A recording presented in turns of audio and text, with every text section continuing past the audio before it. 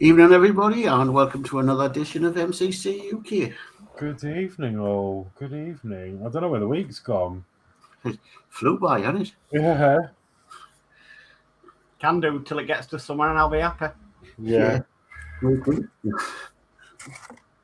Yeah. No, it's gone. It has gone quick this week. So, right. I haven't got the chat up on my side, so. Oh, yeah, it doesn't auto go on, does it? There we go. No. Okay. Who wants to go through the chat? Anybody? I'll start it then. We'll start off with Mark's Hobbies. Hi, one and all. Hi, Mark's Hobbies. Hi, Mark. And we'll have Gillian going, good evening, Dave. Unfortunately, Dave's not on tonight, unless it means me. What do it mean you? Good evening, Horlixs. Good evening, Mark. Good evening, Gillian. And good evening, Mark's Hobbies. And Ed Hughes goes, evening, Mark, Horlicks, and Geordie Dave. And we'll have Lindsey in saying, hello, everyone. Hi, Ed. Hi, Lindsey. Hi, Lindsey. And that's all. So, we'll go cameras down and see what people are doing. Ooh. Yeah. Okay. Trying to find. Oh God, I've moved the camera. Oh, what's going on here? Okay, while you're sorting that out, I'll pick up these other chats that I just started to pop in now. Got here, Ed Hughes goes, hi, Lindsey. Okay. And we'll have, come on, click. That's Daz. Darren. That's Daz Faulkner. Daz Faulkner. Right, how do Lindsey and Flip Dip going evening. Evening Flip Dip, evening Daz. And we'll have Ed Hughes goes evening to Daz and Flip Dick. Or I should say, here to Daz and Flip Dick.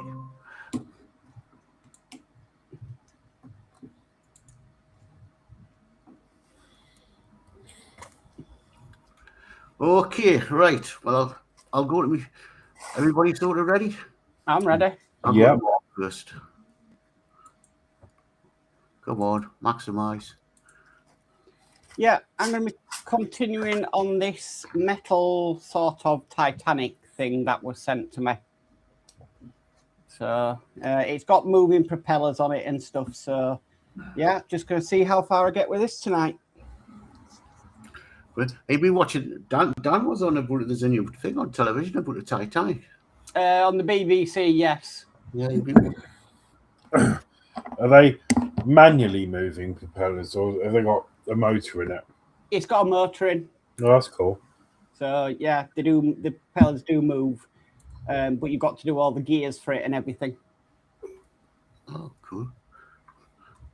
Right, I'll go over to Horlicks. Yeah, so I'm going to be doing some more of the metal model I was doing. It's quite intense, really, but Nice. yeah, going to get a little bit more done. Yep, brilliant. And this seems to be a bit slow tonight. And I'll go at myself. I'm still working on this Spitfire, wooden Spitfire. Oh, yeah. Not the best of models, but was a Christmas present, so I suppose I better get it built. So that's what I'm doing tonight. Oh, this is slow. I'm being responsive tonight. Dad says, how do Ed? Flip Dip says, evening all. Flip Dip goes, how do Flip Dip? Hand collectible Bibles. Hi, Trevor. Evening, guys. Looking forward to the Lost at Sea getting underway. And Ed Hughes goes, hi to Hand Collectibles. Right. I was saying, Mark, so have you watched that? No, I'm yet to watch it. I need to log into my BBC iPlayer.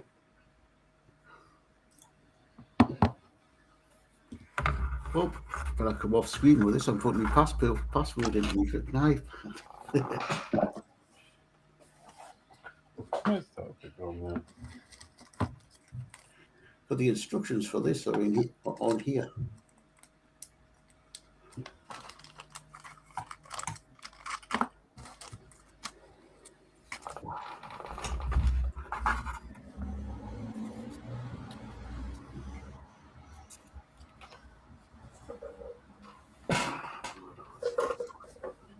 Get the next free.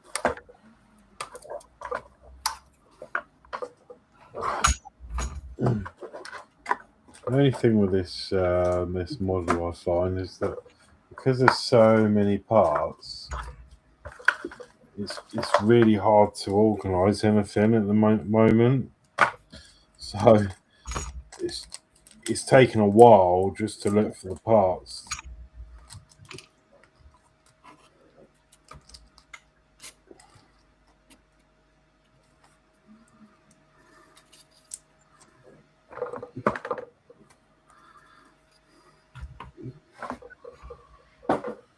Am I muted again? Oh no, it's fine. Oh, can you hear you? So Trevor says, hey Ed. Following Ghost says, afternoon everyone. Hi, Following Ghost. Hi, Following Ghost. And Ed says, hey, at Following Ghost.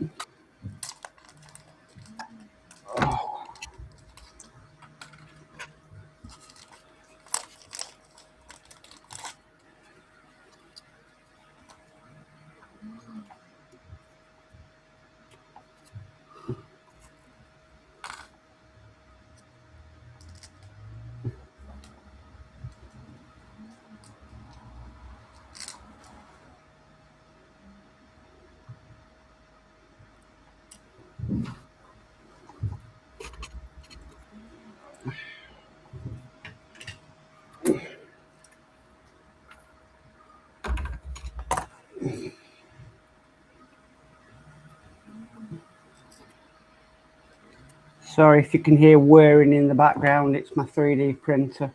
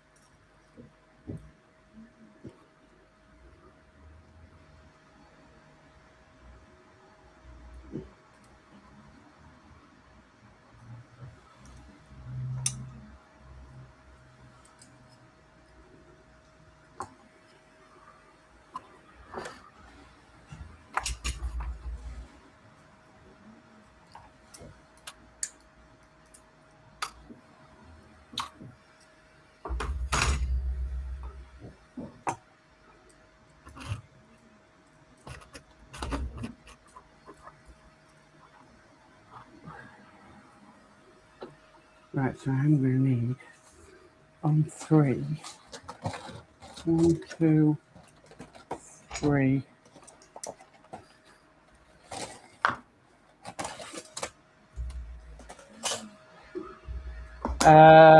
Following us says hi to Ed. And Flip Dip says, I bet it's not stopped since you turned it on, LOL. No. Well, it is on a night, but yeah. It's like any new toy you get.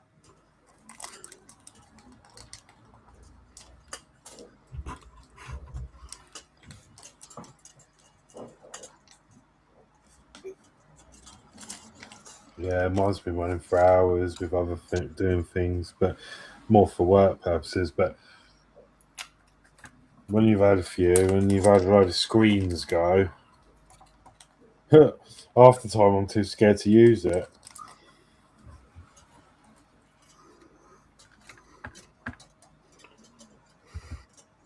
Where's the... Yeah, but when your screen went, Horlixs, you were doing a lot of printing. Yeah. I've had 2 screens. At the time. That one, and I had to replace the screen on the M5 as well. But I was going to sell it as it was, and because I wasn't planning to have the M5 back in operation. But then it was such a good print, and I thought, you know what? And I luckily found the new screen on eBay. It was reasonable, so I was like, oh, I'll have that.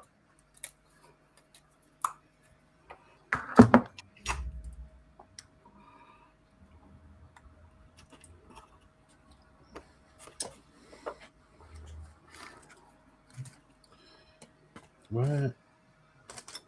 I'm struggling to find parts.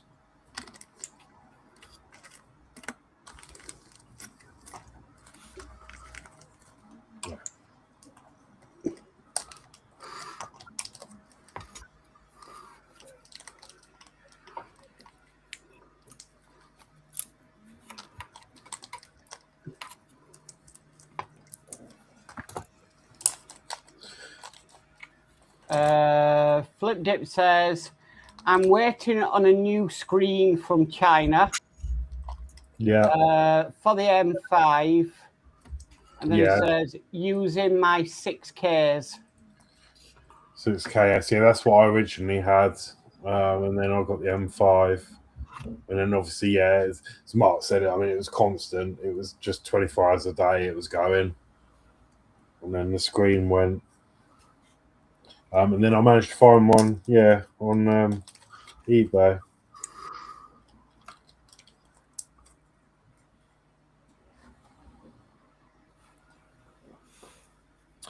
But it was good. Yeah, it's quite straightforward to change it.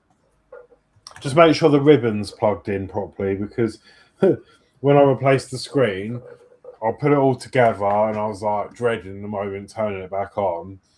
And it turned on and there was nothing coming up on the screen. And I was like, no.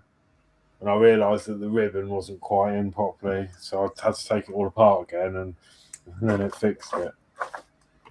It was a scary moment.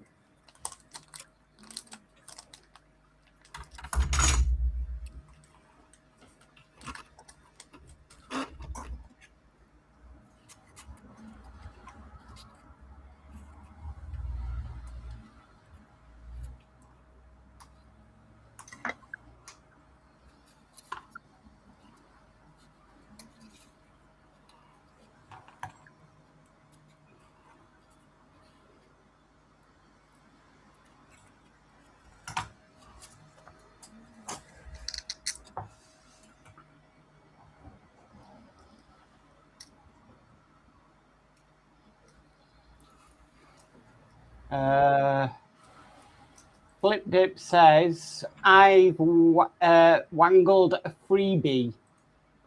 I replaced my 6Ks and they sent me 2 by mistake. Happy days. Well, that's cool. Yeah, it's good to have a screen in your inventory, isn't it? I need to look at getting one for the M7 because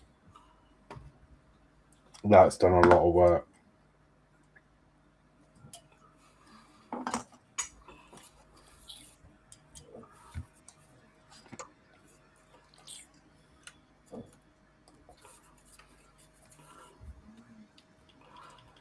Well, a lot of you seem to be getting into this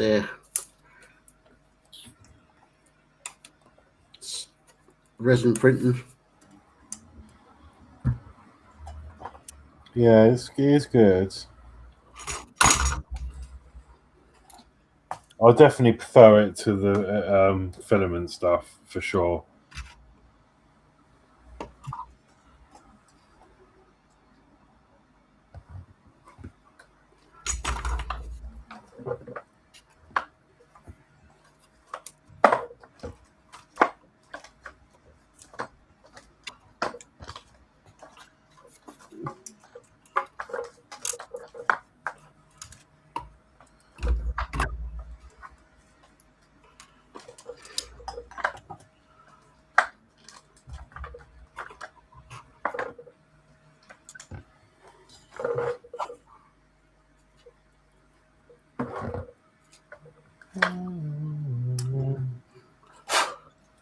Well, that's 39.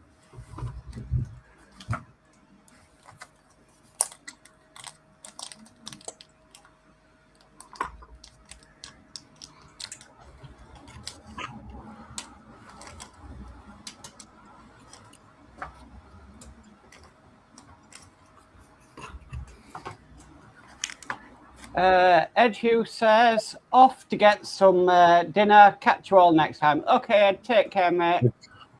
See you soon, Ed. And then Flipdate says, once you have resin, filament is inferior. Yeah. My filament printer is packed up downstairs. I haven't used it in years. It was good when it come out, wasn't it? But yeah, obviously things evolve and you get such a better result. My bloody phone. 2 seconds.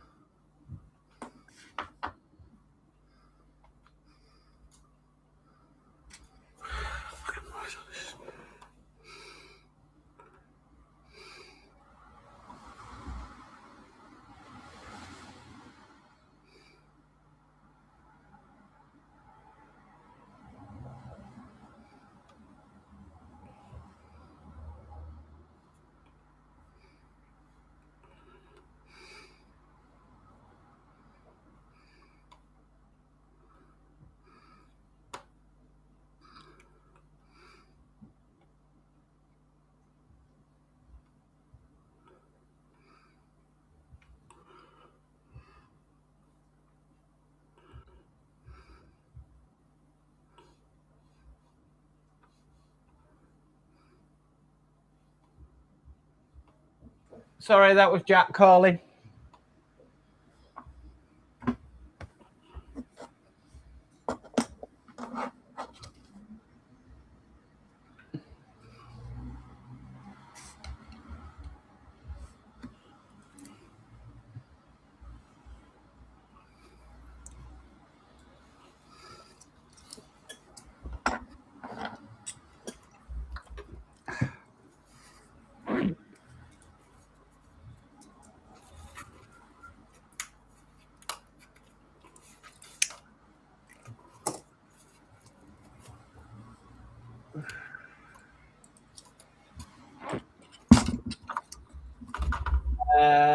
Flipdip says, I've got the Anchor Make M5, but the hot end's gone. and he says, well, why make, now they are called. Ah.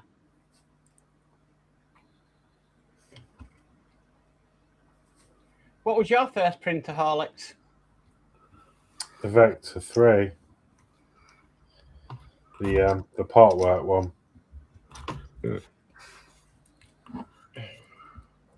And then after that, I got the Ultimaker.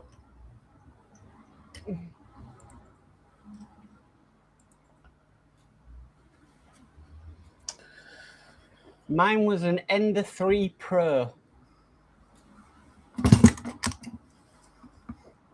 Yeah, they were good, those ones. The only thing I find with filament printers is they are a lot of maintenance. Yeah. It's like you think, right, I'll run it overnight and then I got the print in the morning, but the print cocks up in the middle of it and you've got spaghetti. Or it doesn't stick to the bed.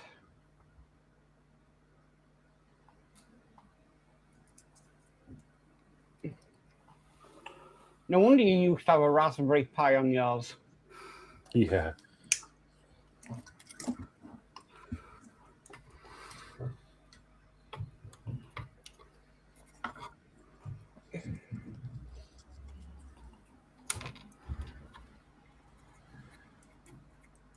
This is really, really complicated.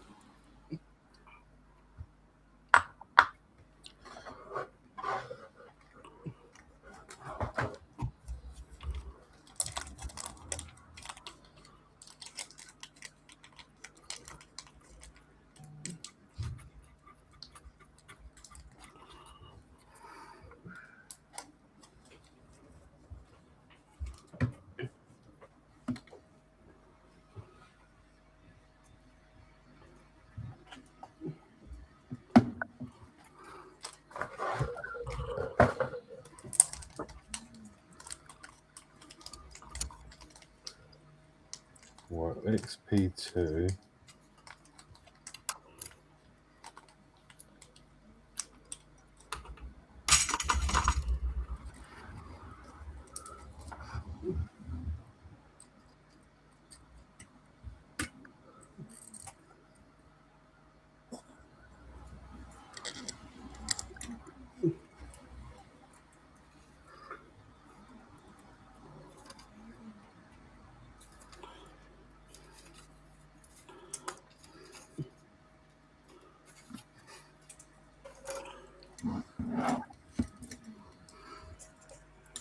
Are you any close to printing your roller coaster, Horlicks? No, I haven't really done that. Thought about it, to be honest.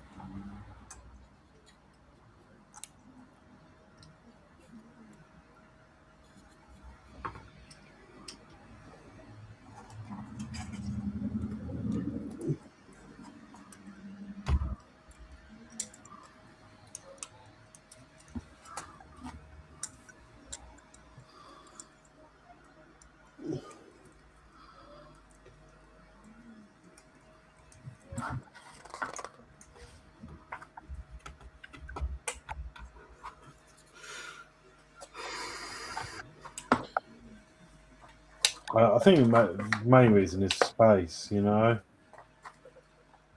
But I will do it one day.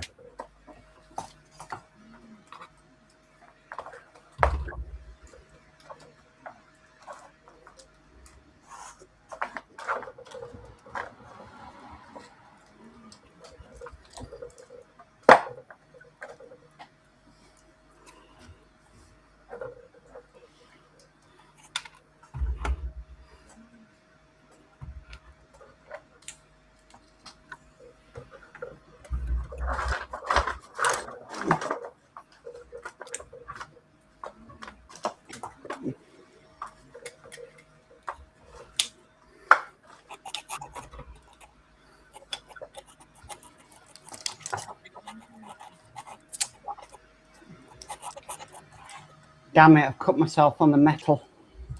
Oh, God. It's the only thing with these models. Sharp edges. Yeah.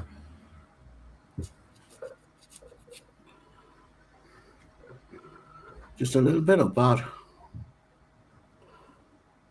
Sorry? You just cut yourself a little bit, was it? Deep. And a little, tiny bit bleeding. Nothing to worry about.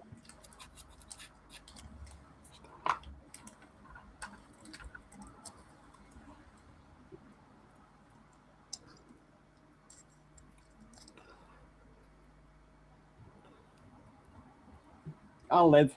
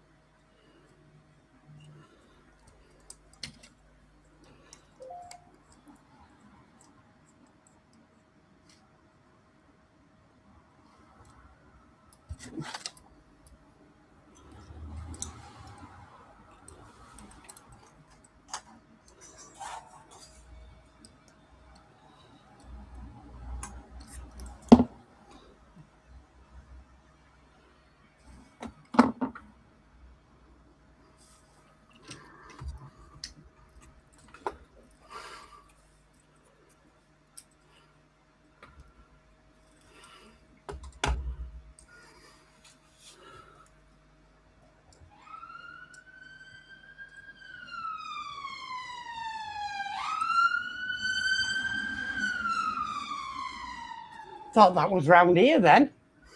But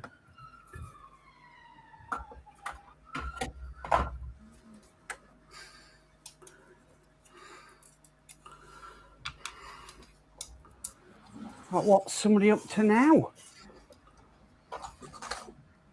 Yeah, there was some on my way home from work. There was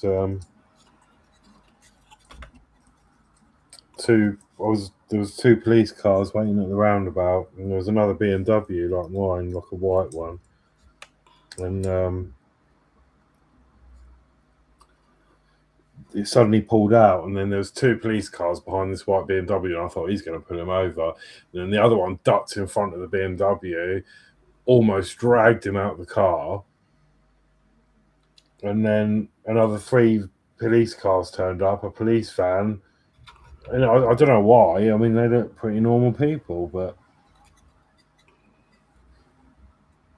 Tactical Pursuit and Containment, they call it, or TPAC for short. Where they box in a car so they can't escape. Yeah.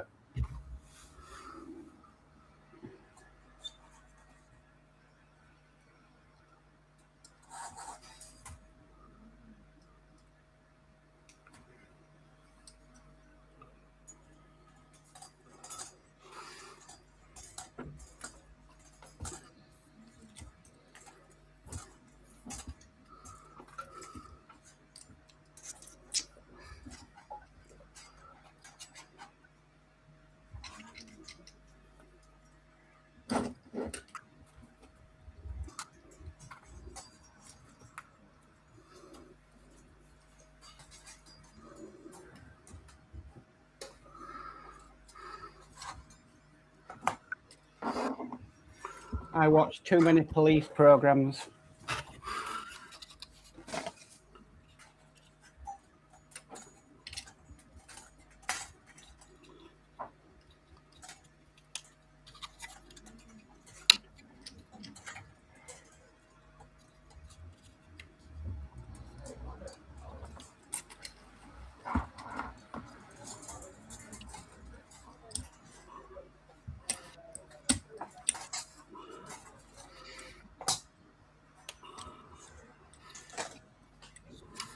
Oh, wow, chat has run away with itself again. Hold on. My bad. Okay, we've got a guy from the 60s in who says, evening guys, hope everyone is doing okay. No Dave tonight, question mark. No, he's got some personal things that he's having to deal with tonight. So he might pop in, he might not, we don't know. Flip Dip says, my anchor make has been really good. The magnetic build plates are great, and with a bit of roll stick, not had many spaghetti prints. Guy from 60 says, first injury of 2026. Yeah, probably. Athol says, evening, Gillian, and a guy from the 60s. I missed somebody. No. Athol says, evening, Dave, Mark, and Horlixs. Good evening, Athol. Hi, Athol. Trevor says, my days, that was loud. I thought it was outside my house. Yeah, I thought it was as well. And then it says, I bet Mark's being chased, LOL.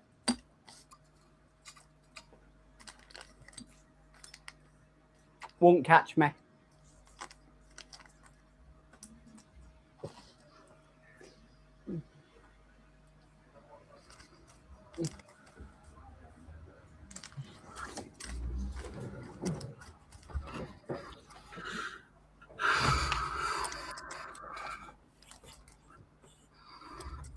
Oh, bear with me a minute, please.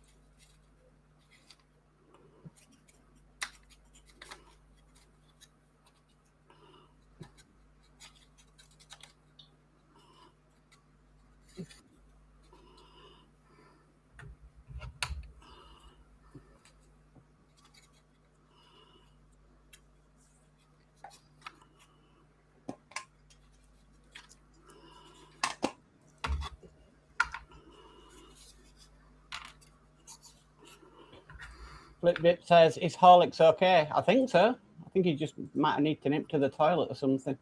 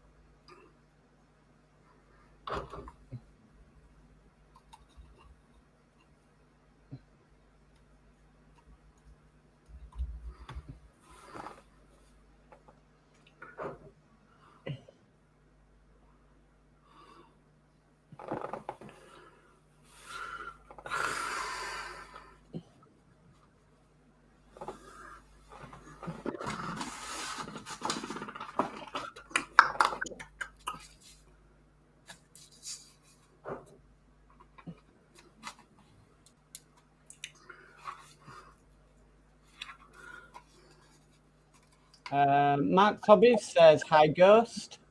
Oh, yeah. Hi, Ghost. Hi, Ed. Hi, Flip Dip. Hi, Lindsey. And hi to Darren. I'm back. Call of Nature. No, the landlord was here. Oh. So, yeah, I just had to see him.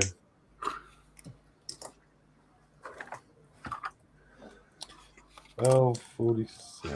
Well, I might have to nip off in a minute and move the car because it's really annoying. He was here when I got home, but he's got the van on the drive, so I had to park up the road and then hobble home. Well, that's done as I can do it. I've run out of glue. I've got the wood glue to fix these bits on. Stuff I've got off. I'll get some more wood glue.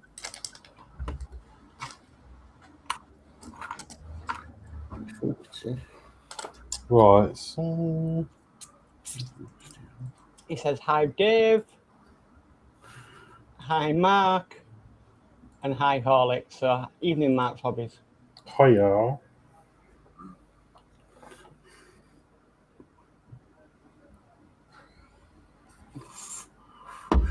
All right.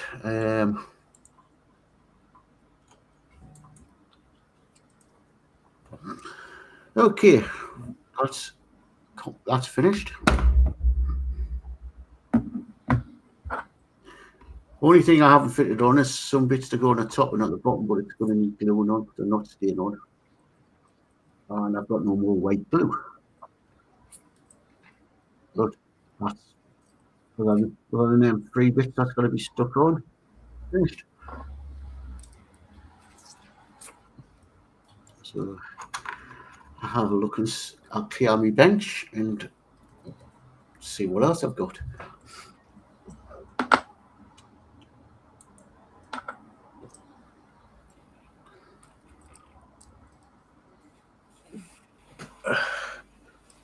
Did you not get a piece of string with it? Huh? Did you not get a piece of string with that kit? Yeah. So you can hang it up. No. What's it for then? The aerial. Oh, nothing. Tie that out. Yeah, well, I'll do that when I've glued them bits on.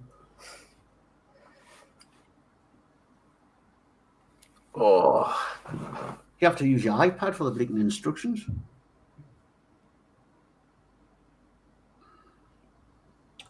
Oh, we've got Ian Camberlin who says, evening all. Good evening, Ian. Evening, Ian. Right, please bear with me another couple of minutes. I need to go and retrieve my car from up the road and put it on the drive. Actually, it doesn't even show you in instructions putting the string on. I did a kit similar to that, and yeah, the string goes from behind the cockpit to the tail. There's anywhere for it. There's anywhere for it to fit on unless you glue it on. Show me it. The model.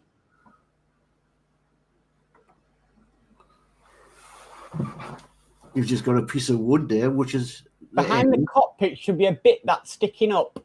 Yeah, there. There, from there to the back of the tail. Whereas now to fit it onto the tail, it's just a smooth surface. There's no hook or anything to tie the string onto. No, I don't know where you put it then, but yeah, I did a very similar kit to that, and the piece of string was for the aerial. I thought it was maybe to hang it up with.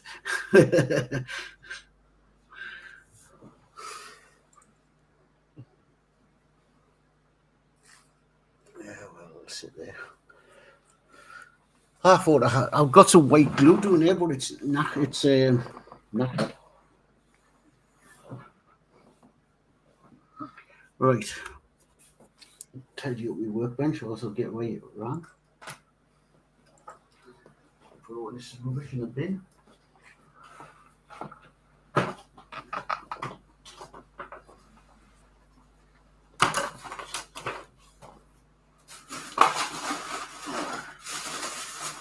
Well, that's one of my Christmas presents done.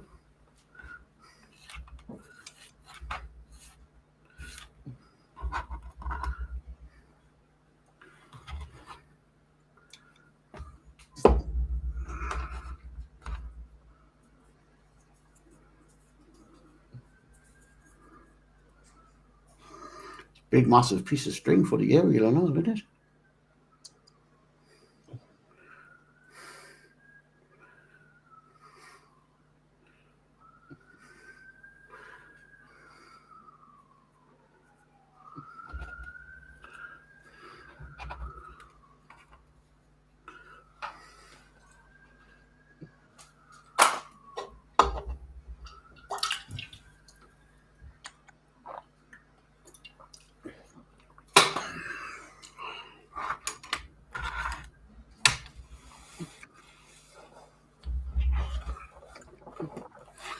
Well, should I have a look at that kit? Yeah.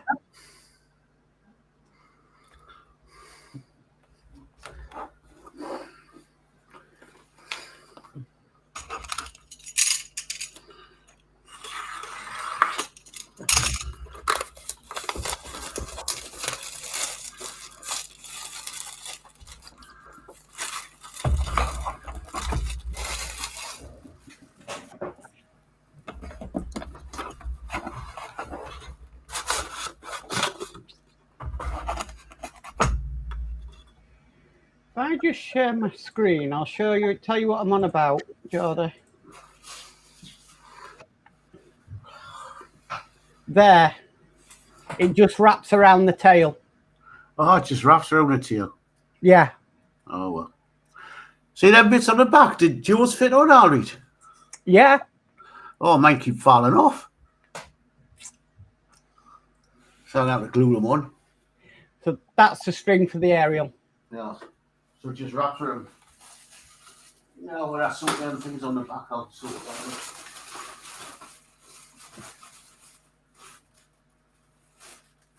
Oh, yes, the picture on the front shows you it. Yeah.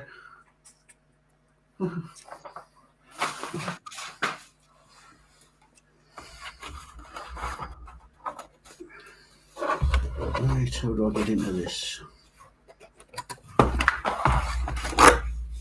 Ooh, lots of bits in here. All wrapped up.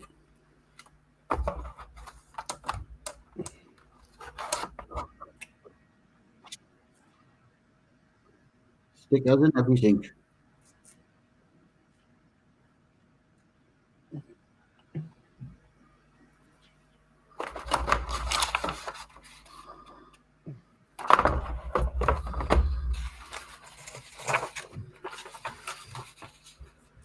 London bus, tour bus.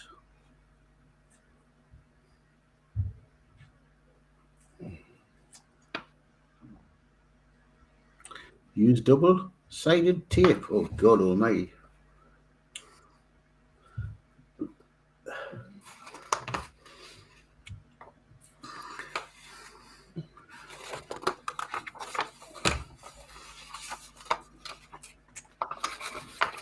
Athel says, better still, Dave, drill a wee hole into the tail fin and using super glue, attach the aerial. Yeah, good idea.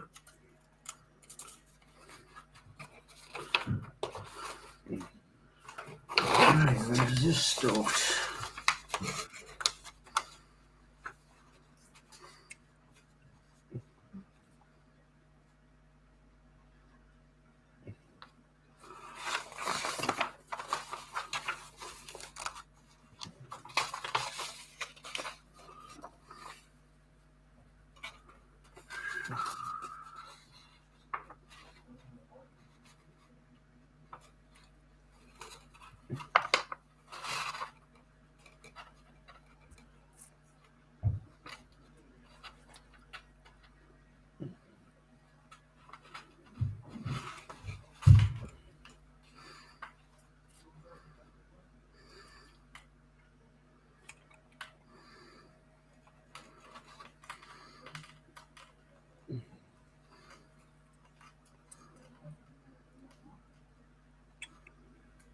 Oh, we got Crafting Budgie Mummer in. Natasha, who says, hi, Horlixs, Mark and Dave. I hope you're all well. Evening, Natasha. I'm good, thanks.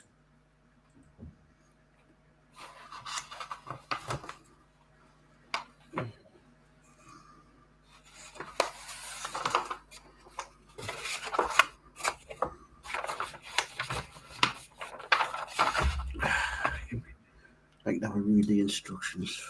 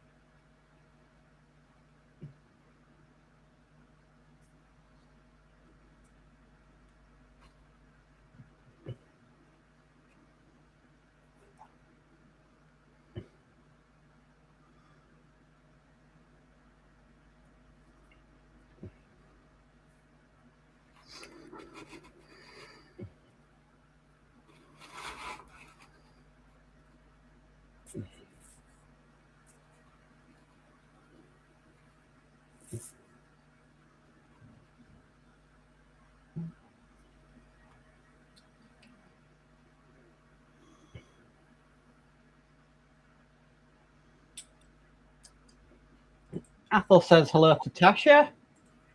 Tasha says hi, Athel. And Mark's Hobbies says hi, Athel.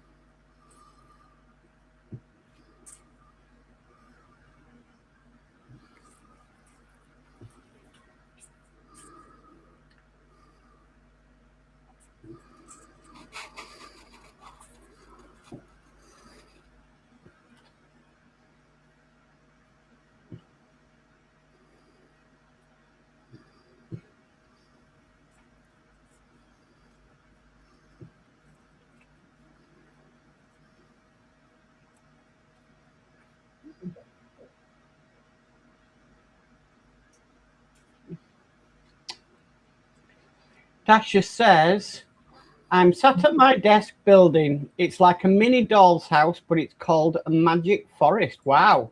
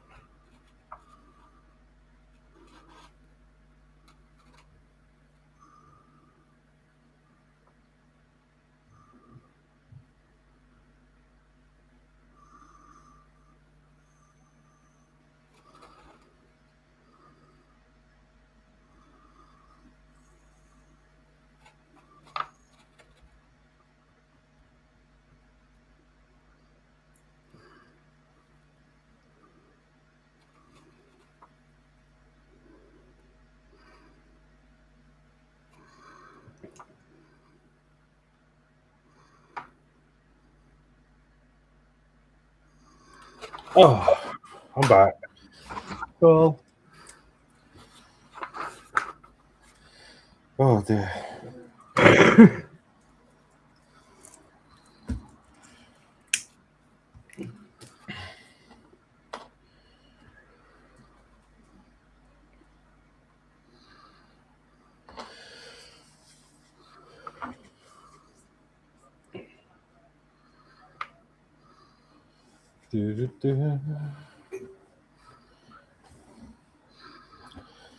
Oh god, this is a big lot.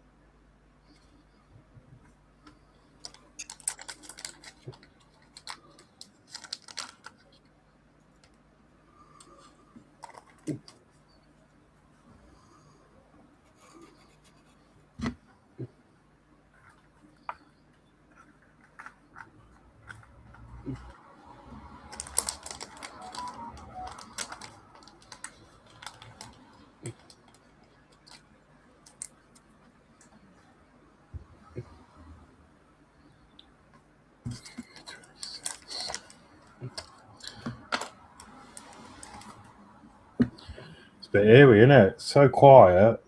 Yeah. Mm-hmm. I'm just taking some pain medication while I'm waiting for my finger to stop bleeding.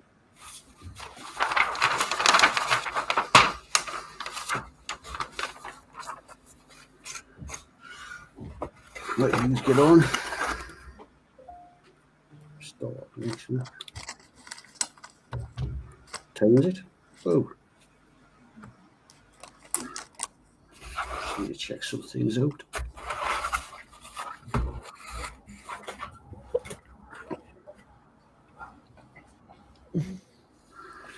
Let's see if we get some. Oh.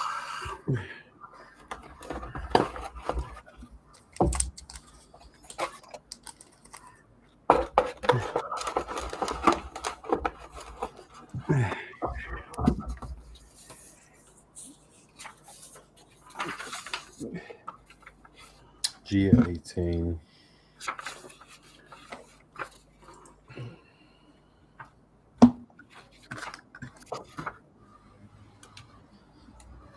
Oh, is someone being kicked out? No. No, somebody joined. Is it Dave? Modz has joined. Who? You've come up twice. Who was? Mark. Or someone has. How have I come up twice? Mark's Modz, yeah. Eh? Hang on. It's Dave. Dave coming in. Oh. I'm trying to bring him in. Hang on, I'll bring him in. There we go. Hello. Hello. Hello. Hello. Sorry, I'm Max Modz, I think. That's what I was confused. I was like, oh, Mark's joined the stream again. It's gone out. Hang on. Flipping restream. There we go. Right.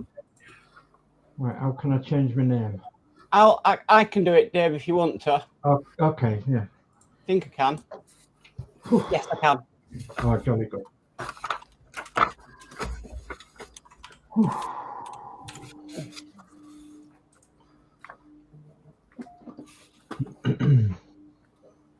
Yeah, it's changed. Ah, lovely. Thank you. No problem. Right. How are you doing? Oh, not very good. Just been back about 20 minutes. So, yeah, what was an eventful journey, but just in the dark. Got back and I've had a bit to eat and I've got a cup of tea and I've got some washing on, and so I'm going to be carrying on with this, but I've done a bit since you last saw me. So I have actually built the pump in the back of that. It's got the pump in the back of there, and the top. I've had a go at the top. Been putting some pipes on it and what have you on the top, and yeah. So I'll be. Oh, what's happening now with my pad? Goodness me! Oh, wrecking the joint now. Right. So yeah, I'll be just doing a few bits to this. If I can get me head around it. Just to clarify what it is. It's the Bedford QL Refueler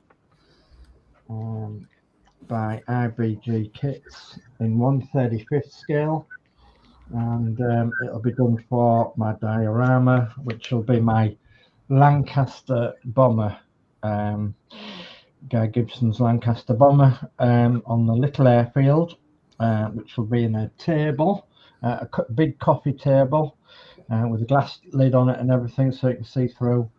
And so it'll be one of the vehicles that goes on there eventually. Eventually. So 135 in scale. I'll go to the 132 HK Lanc. Goes pretty much in scale nicely. I know it's not exactly in scale, but you'll be viewing it from the top, from the coffee table, looking down into it, and the vehicles will be around or underneath the wings of the aeroplane. The aeroplane will be there, getting ready to take off. The crew will be coming out of a Austin, running towards the aircraft, and there'll be various people around operating, such as this fuel bowser and a few other things around the diorama. Got some bits coming for the diorama this week, hopefully, or next week. Sent for a few bits a little while ago now. So you know, brick walls and grass and some shrubbery and some bits and pieces that hopefully I can make the diorama out of, or go towards making the diorama out of. I've got to make some concrete flags that look like an airstrip, or part of an airstrip, or where the aircraft is being refueled and what have you. And so I've got to decide what I'm going to do on that score. But I'm going to bespoke the table, the coffee table, by myself, with help from my son. I think I'm going to get Lee to give us a hand with the woodwork on that, because he's been pretty good at wood butchering lately. Yes. Did you? I see you was on BBC Leeds. Yeah, it's been on BBC News. I said something on Messenger before. Yeah, I've seen that, Dave. Actually, yeah.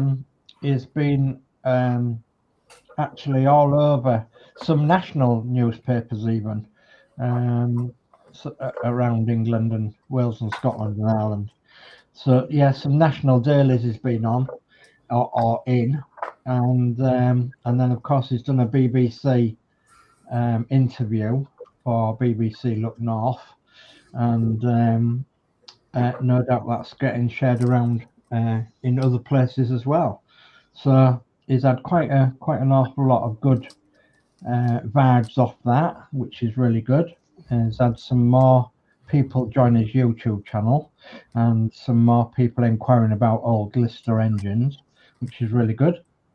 And yeah, he's going to be compiling a list very shortly of the very earliest Lister engines, and hopefully he wants to write a little booklet as well. So at some point, so he's got plans of things that he wants to do in the future regarding Lister stationary engines of the very old and vintage type from 1909 to 1926, I believe. So like anything over 100 years old is interested in.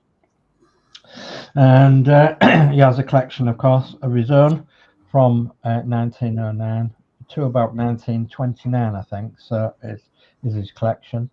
So it spans the whole 100 years or more, and well over 100 years, with some of them being 1909, 1915, 1910. You know, so it spans an awful lot of the Lister engines. His main thing at the moment is that he wants to get people involved, get youngsters involved with the hobby, because it's a dying hobby. It's known as an old man's hobby, and he wants to get youngsters involved if he can, by introducing them to the world of vintage engines or vintage tractors or vintage whatevers. Yeah, he's quite interested in getting the younger generation involved if he can, to carry on the world of vintage, vehicles or vintage machinery, or just the world of vintage in general, you know.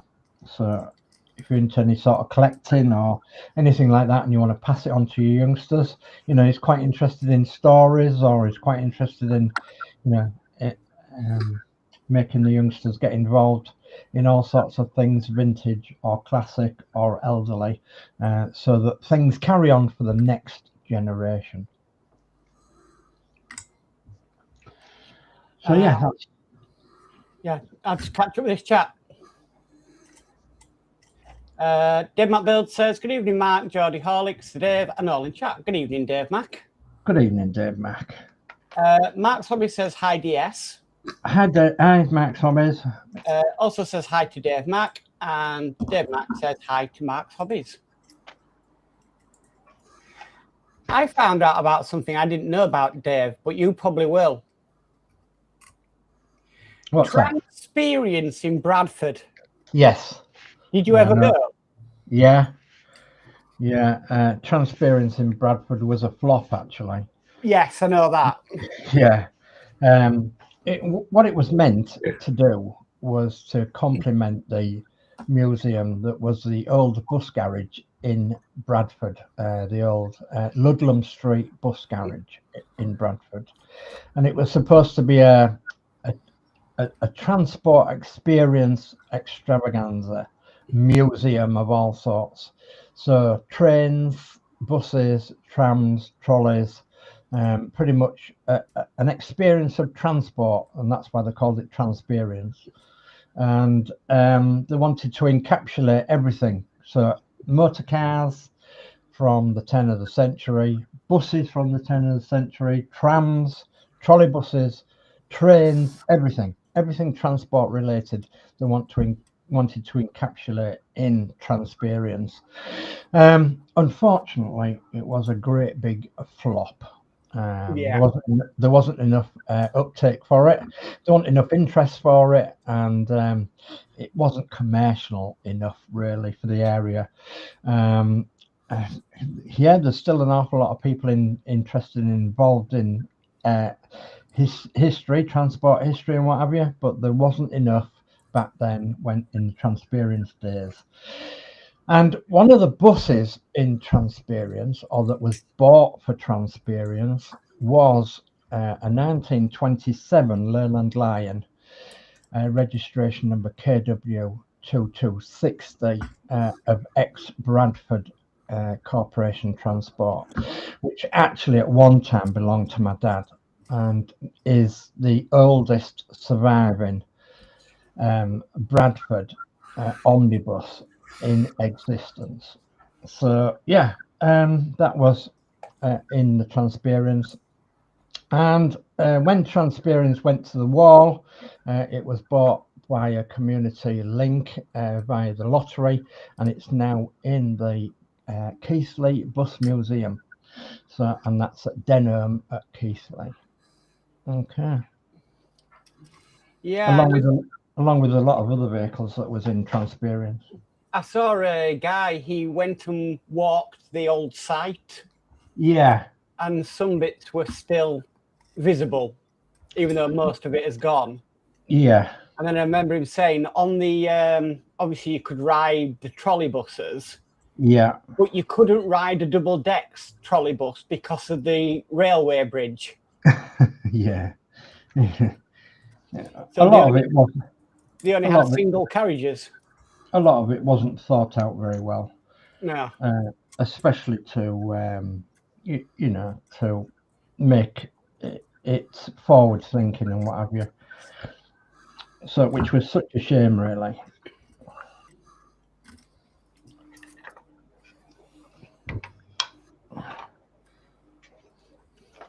Yeah, the good old Transperience days. So Ludlam Street bus depot in Bradford was the actual bus garage that my dad's bus ran from when it was new in 1927. But I don't believe that's there neither now. I think that's gone. So yeah, there's something else. You'll all have a laugh at this. Just get it. This is an actual thing. So, in Scotland, they've decided to give names to all their snow plows. Yeah. And you can actually live track them on the internet. Oh, God. So if I share my screen, entire screen. But the names they've come up with are so funny. Yeah. Here we go. So this is it at the moment. So you've got names like Spready Mercury. I want to break freeze. You only grit twice. You only grit ice. Oh God, yeah. Polar Patroller, Scooby Doo, Gritty Gritty Bang Bang. This is an actual thing in Scotland. Yeah. Grit Scott.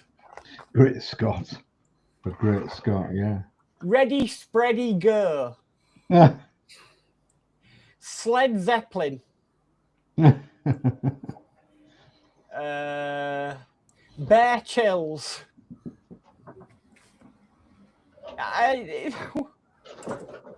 Yeah. Oh yeah, Bear Chills. They've got a Gritty McGrit Face. Gritty McGrit Face. I love that one. Blizzard Wizard. And this is actually, you know, you can track these live on the internet. Yeah. The Basil Salty. Basil Salty. There, that where I'm circling now is where Gritty McGrit Face is. All right.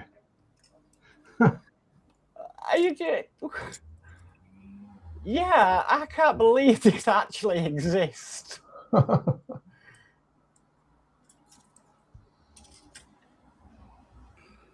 Yeah, we've got one similar in East Yorkshire now. Gritney Spears.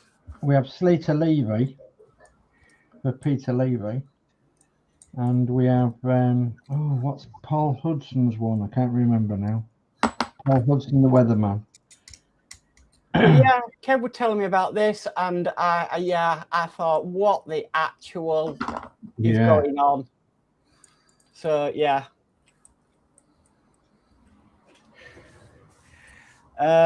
Following Ghost says hi to Mark, and Dave Builds says hi Ghost. Well, at least if you're going to do something, have some fun with it. Yeah, absolutely.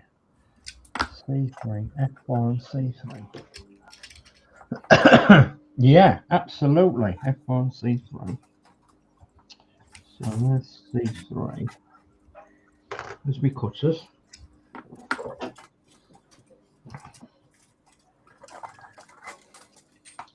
Absolutely.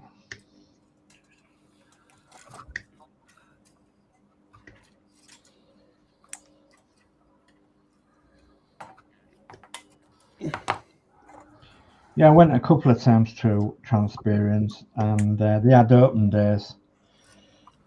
I've never heard of it. I've never heard of it, and I thought, well, next time I see you, Dave, I'm going to ask you about it because you're the kind of person to know about these things. Yeah, it was unfortunately a great big flop. Should have known you'd have been. Oh yeah. I bet for you it was good. It was quite innovative of the town because it seemed to work, but then I think it was the winter town and everything else that killed it off more than anything else, was the fact that there wasn't anything going on all the time. You know, a bit like that museum near Geordie Dave. There's something going off there all the time. A bit like Santoft as well.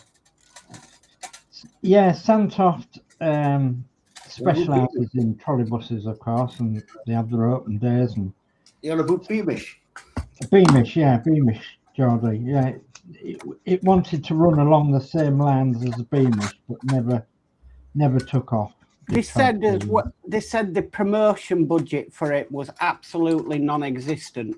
Yeah, and it wasn't managed great. That's right. Yeah, it was like, you know, it wasn't the best. Right, primer. Primer? Yeah. What's the name? Do you know the red primer? Ready primer. Yeah. Proper name for it on vehicles. It goes under the. You mean red oxide? Red oxide. Yeah. Yeah. You can get that sort of colour primer for models, can't you? Yes. Just I'm sorting out my paint for this model. If you hang on a minute, Geordie Dave, I'll find you some. Just hang on a minute, I'll try and find you some. What? You'd have the model number.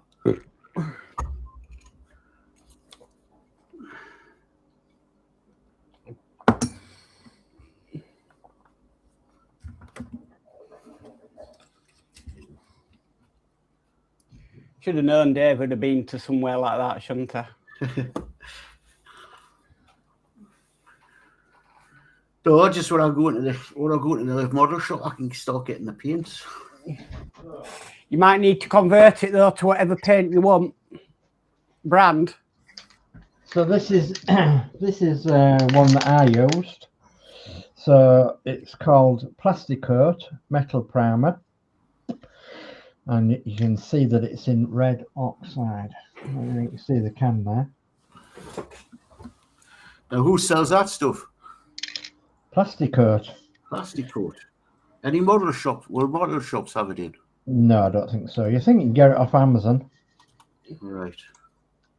So, Plastic Coat spelt K-O-T-E. Plastic Coat. Plastic Coat. P-L-A-S-T-I-K-O-T-E.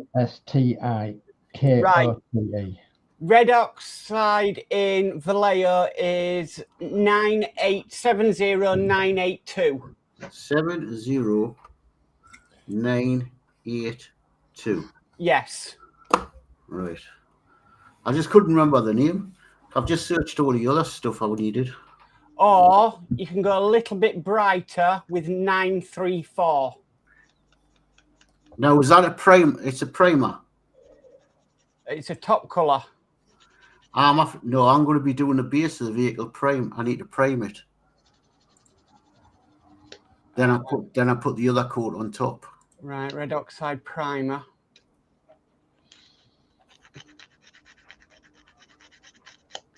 You can get grey primer as well, and I think I got some grey primer on the advice of Horlixs here, and it was fantastic. Yeah, grey primer. I've got the one that Horlixs has got, but I'm already going to be painting the vehicle grey. Yeah. And the said German vehicles were red oxide, primer red oxide. Okay. That stuff you just said, plastic coat, that's a primer. Yeah. Says on the tin, Dave. Right. It says metal primer, but it's obviously plastic coat for. It should be okay. So it should be okay on plastic models. Yeah, should be. Well, I've used it loads and loads of times. When it comes to Tamiya paint, is XF flat coat? Yes. Good. Yeah. Because I need a metallic grey, but I can't find it in the Vallejo, but I've seen it in tan. We need somebody like Panzercat, I think, to tell us about Tamiya colours. You can get Tamiya fine surface primer red oxide. Oh, can you? Tamiya Yes. fine surface. Tamiya fine surface red oxide Oh, I didn't know that one. primer. Right. So I'm going to call it to the model shop tomorrow and see if they've got most of this stuff in.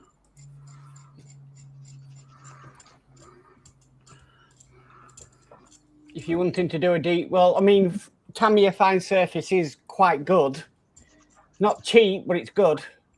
Yeah. Thing is, the Tamiya, I may have to get that off thingy because they don't sell the Tamiya.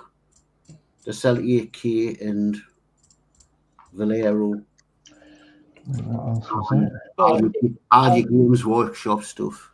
If I show you on screen, come on. There you go. Fine surface primer red oxide. Right. So that was F4. F for Freddy. That one. Yeah, Mark's Hobby says Dave Mack would know as well. Yeah, he would, yeah. There's a three of them. Must be. And Geordie, if you really want to know about figures for dioramas, you're best speaking to Ron Heaton. Yeah, well, why is he good with figures? Yes. Not that one. Must be this one then. F4, there we go. He's done quite a lot of figurines. It's painting them, that's for me. Yeah, ask Ron about that as well, because he's limited as well. Dave Max says a very doubtful mark, LOL.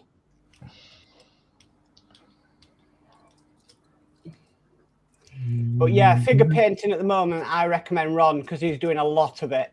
And he's done a lot of 1/35th dioramas. Has he? Yeah.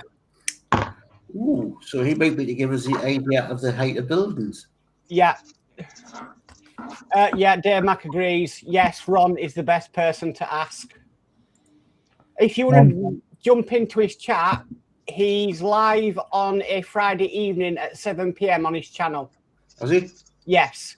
Right. If you're at work, he's on there 7 till 9. So if you're at work, bob into his chat and ask him, and he'll be more than happy to help you out. Oh, cool. I've got a 135 building coming due at some point. Yeah. Just I want to build my own, so I want a rough idea what the heights are and what the distance for the windows. In the next month or so. Ron's the best person to ask on that one. Yeah. Matt's hobbies. Ron uses cat litter. He's never going to live that down, Ron. No, it's never gonna. Dave Matt says the only 1/35th scale I did was on a floating shelf with 2 figurines, a Sherman, and a Willys Jeep. Well, as I say, I'm going to be doing this, and it's got 4 figures with it. Yeah. I'm getting the flesh tones to paint this flesh. I'm not going to get I'm just sorting out the uniform colours and then the colours for the vehicle. Ask Rob. Ron's the best person to know on that one. That's what I've been taking all them paint things, because it's the uniform colours and the vehicle colour. Yeah. I've got blacks and stuff like that. It's just some of the other colours I haven't got.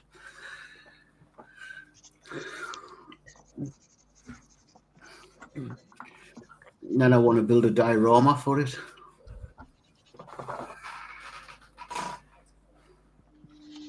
Well, you know that square cabinet, Geordie, don't you? That you saw. Yep. Yeah. Well, you suggested putting dioramas in there. Yeah. I think I'm going to put one of them myself. Yeah. I'm going to put 5 dioramas in it because there's 4 shelves, but there's a 5th one at the bottom. So I'm going to put 5 dioramas in it. And what did I do with the sizes? Hang on. The one you've got's pretty tall, isn't it? Yeah. I don't want to one is tall, because I want to try and get one where I can fit in between that shelf and the floor here. I did write the sizes down, and I can't remember where I wrote the sizes down. Anyway, it doesn't matter, because all the dioramas that I'm planning on will fit in the shelf sizes. Mm-hmm. So both height-wise and width-wise and length-wise, they'll all fit in that I have planned. So, because really your base size, you'll only need something like, what, 30 centimetres by 30 centimetres? Yeah, you don't need an awful lot, no. Actually, don't know what I'm doing with the sizes. But I might have put them in there. I don't know. Let's have a look. Put them in the phone.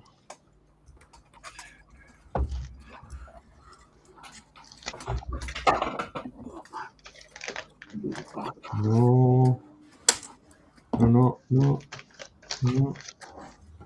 Don't put them in your phone. What's that say? That's safe. I can't find them.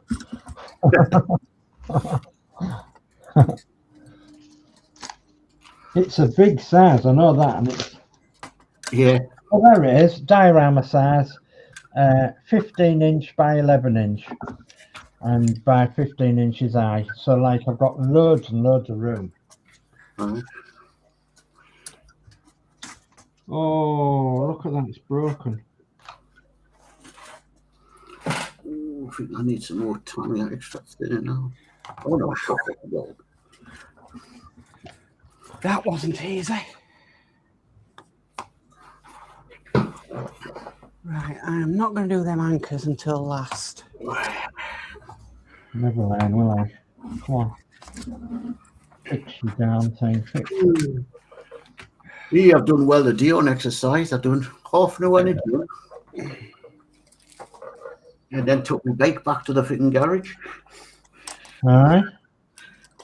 And the garage is about 4 miles. Bless me. That's it. Oh. The garage is in Danno's, so that's about 4 mile away. Oh. Good God, yeah. Because we had a visit from the council yesterday. Oh, yeah. They're doing these visits to see checking the properties and making sure that make sure you're not doing anything illegal in a property. Or you have people. And well, I have the bike. I've had the bike at home since New Year's Eve, and it's parked outside in the passage, just outside the front doors, like a little gap area. Yeah. Told us I can't leave it there.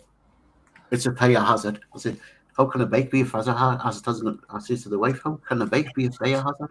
Yeah, it's the battery, isn't it? No, but the battery's not in the bike. Ah, right. I would say a tripping hazard. It could be a tripping hazard, but no, it couldn't. Because where I had it tucked, you couldn't. Somebody come down the stairs couldn't trip over it. We come out, couldn't trip over the little cubby just outside my front door. It fitted nicely in there. No. So I've had to run it back to the garage. Right, so 4 of them. And what was it? And the turned around. I wasn't in when she come because I was at the gym. Gillian was me and Rob are just lodgers. F3. All right.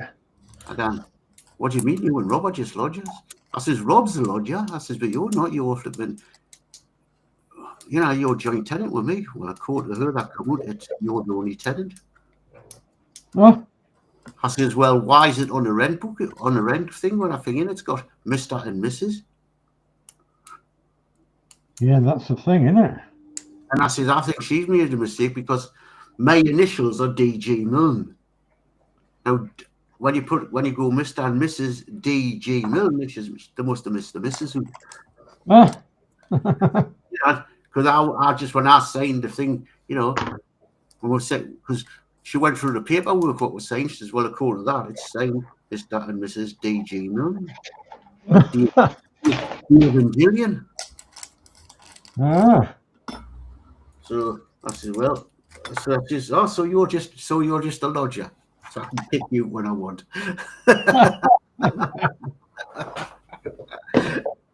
Careful, Geordie, she might be watching. She does. That's what I said to her. She says, oh, that means I can kick you if I want to. I said, so it's my flat. Well, I'll pay the rent for it. So, but no, I says to Gillian, I says, well, I says, when I go online and pay the rent, it has Mr. and it has Mr. D and Mrs. G. No. Yeah. So I said, that lass has got it wrong. Yeah. And I says, in according to paperwork, it says that as well. I says, don't worry, I'm not going to kick you out. Unless you're nasty to it. I said, you'll have to be nice from now on.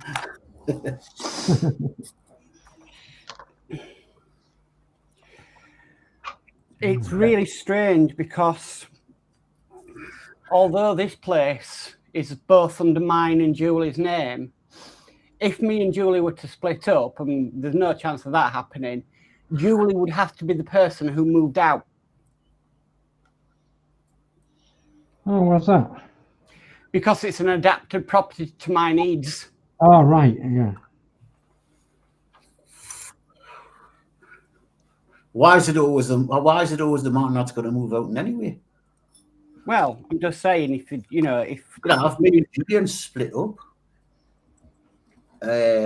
why should I have to start all over again when I've put everything into it? My wages have literally put everything into this flat. Normally, you would leave the home to the wife with the children. Yeah, but conventional. But my children have grown up. But I'm just saying, if something was, to happen between me and Julie would have to move out.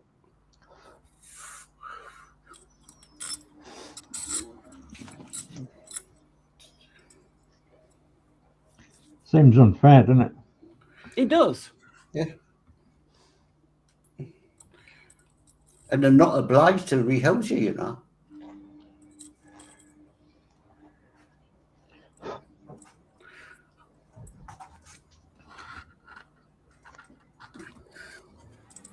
Right. Is it wise to carry on with this thing with the shakes? I don't know if that's happening around your areas where I don't know if this is, because all this crap, this stuff that's been on TT about social housing and all that being in a right state. Mm. Yeah. Don't know if that's what, because they were asking if there's any repairs that need to be done and stuff like that. Yeah, we had a similar sort of thing, Dave, that you know, come round now and again, and they, you know, check your property out, make sure you're obviously not doing out illegal and all the rest of it. And they ask you if you need any repairs and that. Heading up turn. Wait till I go and visit upstairs. Because I turn around and says, because we haven't got a carpet down in the passage because we've got a flood in the bathroom and knocked the carpet. And I haven't replaced it yet. And she said, "Oh, are you getting a carpet down in here? Because all council tenants must have their houses carpeted." Yeah. Well, upstairs, they've got laminated floor. Oh. And it's not allowed. Oh. Now, this must be a new thing, because remember when I lived at the other place at Froggy? Yeah. I was having a bother with him upstairs. Yeah. And then they made the noise they made because they didn't have a carpeted floor. When Yeah. When Your Homes, Your Castle was running the council there, when I said, well, if they had carpets in, we wouldn't hear all the noise, and they wouldn't hear anything from down here. Oh, we can't force people to put carpets in. And this woman's told Gillian, you've got to put carpets down. Yeah, so something's not right there, isn't there? One rule for one rule for the other. Yeah. Well, the thing is, you know, I've got to, you know, Your Homes, Your Castle lost the contract with Your Castle, so Your Castle City Council took over the whole, back over the home. Maybe that's their rules. And it wasn't the rules when Your Homes were managing it. I just think it's one rule for one rule for another. And I watched a thing on it a while ago. If they're saying that you, as a tenant, need to have the flat carpeted, why did the council rip the carpets out of the flat when it was unoccupied, when the previous owners left? Why not leave them in there and the people moving in can decide what to do with them? Yeah. Because they now say we live in what they call carpet poverty, where people can't afford to carpet their homes. One of the most expensive things to do, carpet your home.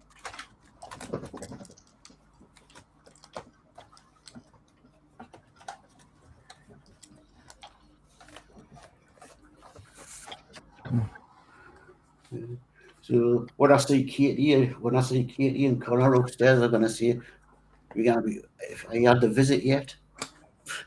They say, "I see, because you've got laminate floor, and it's not allowed."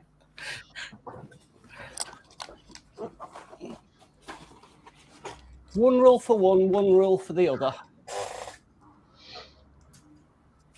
Yeah.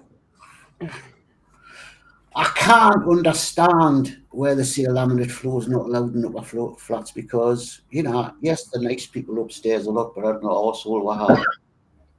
And they've got a 10-year-old lad and a little toddler lass, and when she's on a wheelie thing, you can hear her running across the field with carpets that would cut that noise a hell of a lot down. Yeah. Yeah, I'll tell you why, Geordie, that laminate isn't allowed in flats. it's flammable. Yeah.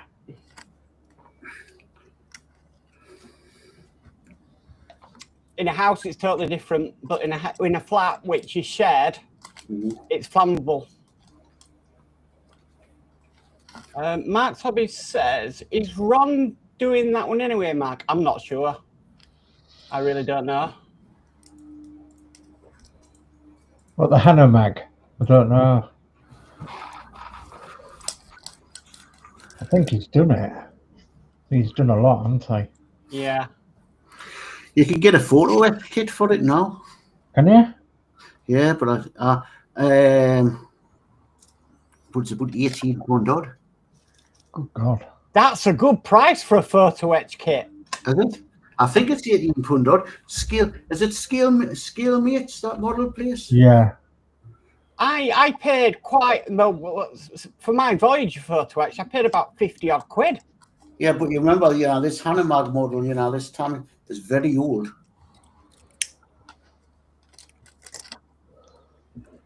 I might be wrong, but I'm sure that's what it said it was. Scale Yeah.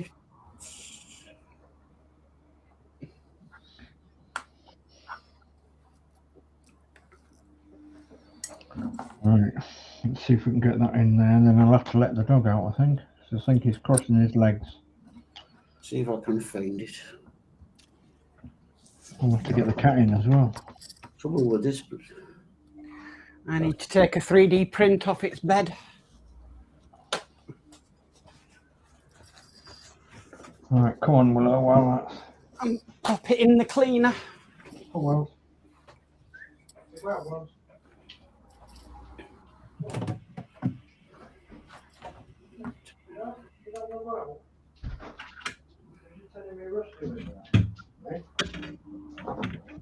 telling me Rusty wasn't right? Rusty.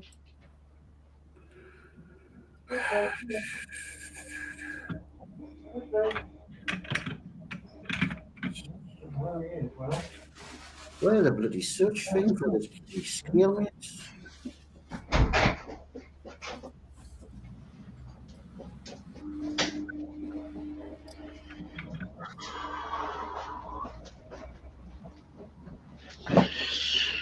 Okay, got a little bit done there.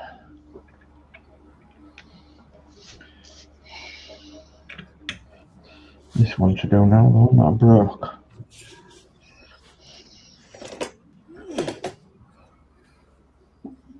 Go together like that. Yeah.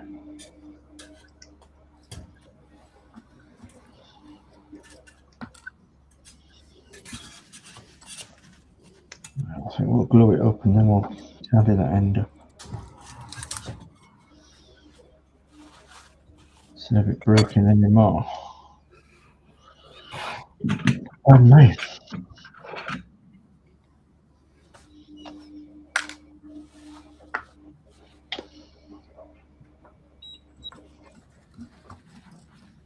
Alright.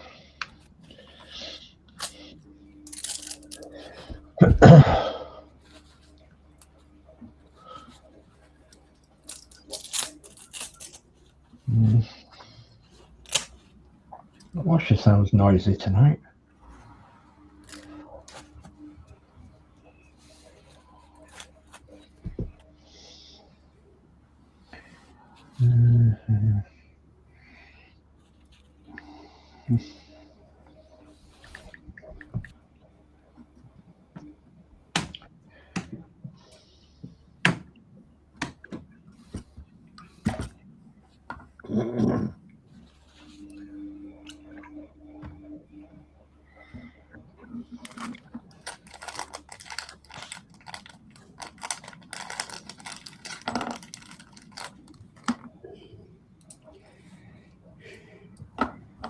Well, at least the wound would be clean. Ah. No, I cut myself earlier, Dave. Yeah. And then I nicked myself again, just nicked the skin, and I just put my hand in IPA. Oh, ow. That's like 5 times the strength of TCP. Yeah. Oh, God. Oh. So I'm interested to know what people think of the new camper that's just been announced by Hachette. Well, it's a trial, but I like it. I think I'm very looking at doing it because there's nothing else out there at the moment that takes my fancy. Yeah. Yeah, I mean, I think Horlixs is crying over it. Yeah. Yeah, I haven't got the space. I would have done the red one and the blue. Definitely done the blue one if I'd have done the red one. That's my theory. I've done the red one. It'll look odd without the blue one. Plus, I could, if I really wanted to, I could do an awesome diorama with the blue one and the DeLorean. Yeah, there's that camper that was part of the DeLorean film, weren't they? Yeah. Something.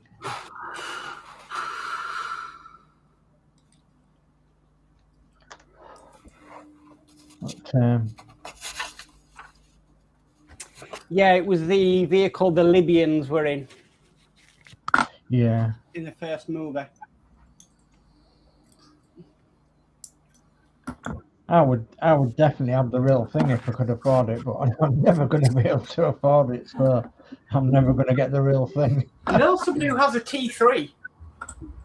Yeah. Mm.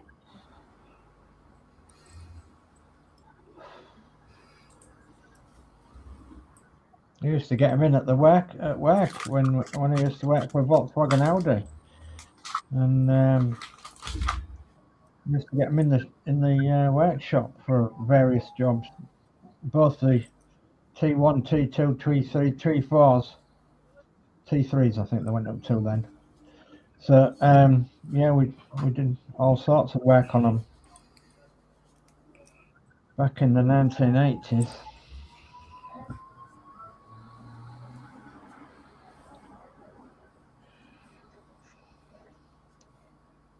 I don't actually think I could do it anyway. They got so expensive, these Partworks. I don't.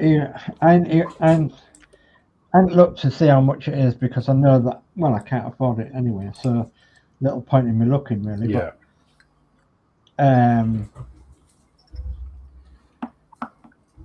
you know, if things were different, then I would have definitely gone for both of them. I think, you know. What would you do, say, Dave? Obviously, No. obviously it being half shaped. Yeah, the movie got injured. What would you do, Dave, with it being half shaped and it was in the shops? Yeah, well, I know. Very tempting again, but it's like, oh God, you know, could I really afford that long term? You know, I don't know whether I can again. I don't. I think it's just the fact that, like Alex was saying, that they've gone up so damn much. What are they, $11.99 or something? I don't know, $12.99 or something, $13.99. I don't know what they are now, but because I haven't looked at the price, but I know that they're more expensive than what the $8.99 was when there was the Rootmaster. Do you know what I mean? So they are $11.99. $11.99. Yes, right? now. Yeah. But again, that's because of inflation. Yeah.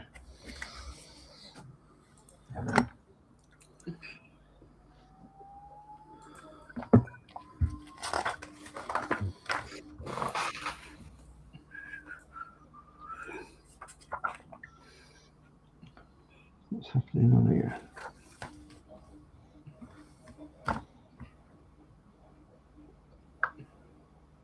Crouch, inviting me to follow a profile. Yeah, okay.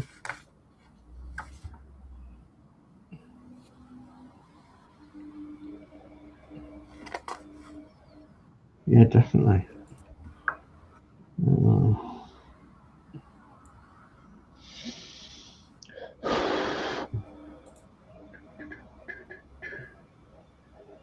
Yeah, that's gone.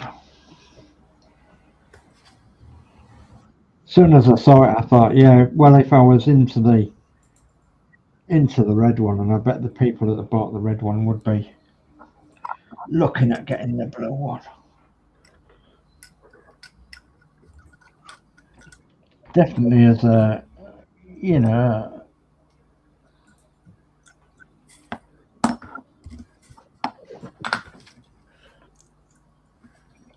a comparison with one another. They would go perfect together and on the top shelf, but it's just cost and space, really. Yeah.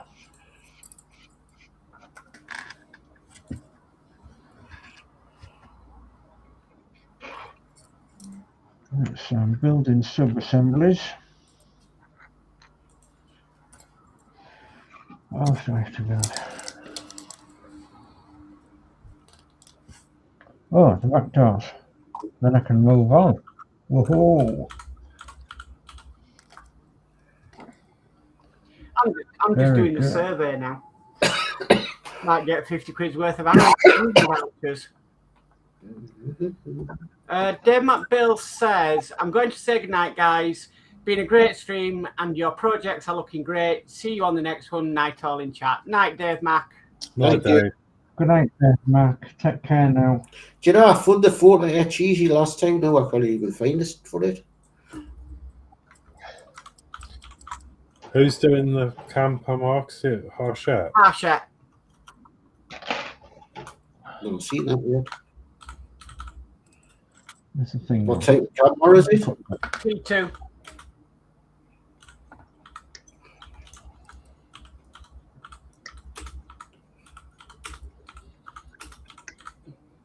I had a look at some of the photographs and I thought, oh, and I thought, nah. I just don't have the space for stuff now. I've got the Batman 66 Batman to do start yet. Yeah. So I've got enough to keep me going. Yeah, I've got enough to keep me going as well. Oh, I better not file that off. That's a hinge. A bit there.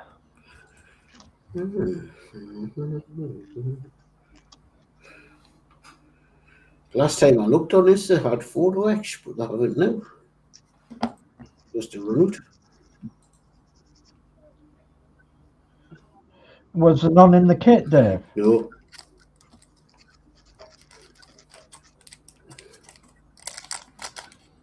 Wonder if that's because it was an old kit or had it not been... Last time I looked on it, as I say, I can get the wheels, I can get... They've just got the wheels and hooks now. Yeah. Maybe they've run out. You can't get them anymore. Maybe so. I ain't bothered about the photo etch, but I'm sure it was only about... I might be wrong, you know, it might have been about 28 quid. Yeah. So does that go with the hinge outwards? But it does. Would make sense, wouldn't it? Oh, to have perfect eyes would be good, wouldn't it? Gordon Bennett, yeah, it goes with the hinge bits outwards. That makes sense. Well, we can put that on there. We can. We can put it on there. Jolly good.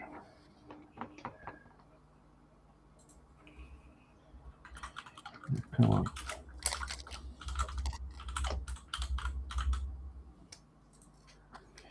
Yeah, I mean, when I look at that model, I've got enough to do. I've got a rake of plastic models to do, which I'm going to be really happy with. And I've got a Titanic to do. Well, it came out in 1973 as a new tool. All right. Then it was...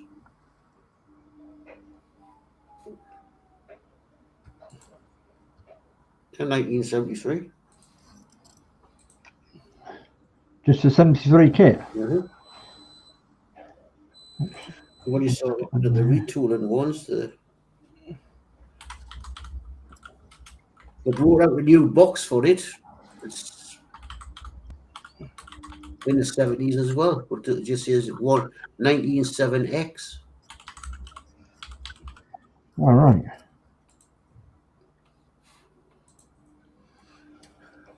Then they brought out another new box for it in 1988. So it's a 1973 model. God blimey.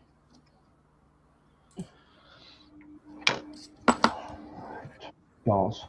Well, it Scores on the first ball. came out in 1968. 68. Yeah, but Is that here? It was retooled in 1973 with the Tamiya logo on it. Oh. So originally brought it out then.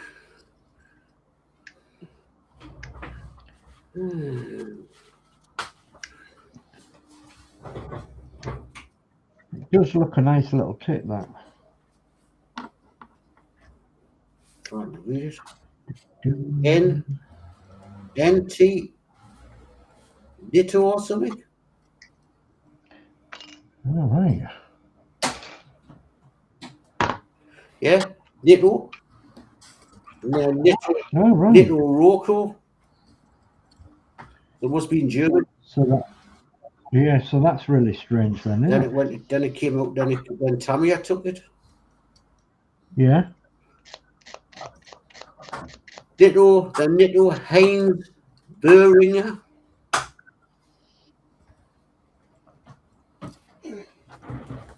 Then Tamiya took it in 1973. So it's an old.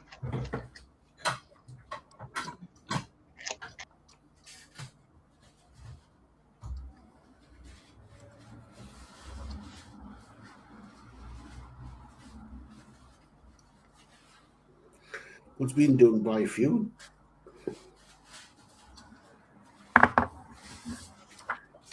I didn't pay much for it, mate. I got it pretty cheap. Oh, hang on, Dave's been kicked out.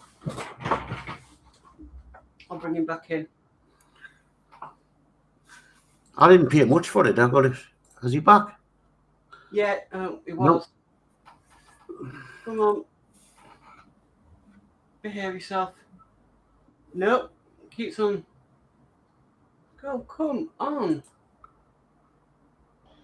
There we go. No, he's back. I got it pretty cheap. I got it for about £11 odd. Oh, that was not bad then, is it? Yeah, so. Oh, did it disappear then? Yeah, yep. I brought you back in. It Restream does it sometimes. It kicks you out the studio. Yeah. But it's sorted now. Thank you. Right, I'll do a round since I've got no to dig. I'm done. Right. So there's no to show. Well, I can quickly show. So I'll bring you up. No, look at that, man. This is bloody playing funny tonight. It is. Maximize. There you go. Right, so I've got the sides on. Shiny. I've got these bits on. So yeah, I think next days we are working on the top here, the poop deck, and then the front, and then I believe we'll start with all the internal cogs and stuff next. Yeah, you bloody got a mirror with that. Yeah, I know. Wasn't bright enough. Wow. Yeah, it looks nice, doesn't it? Mm. Oh, well, Dave wasn't in, so I'll bring it back down.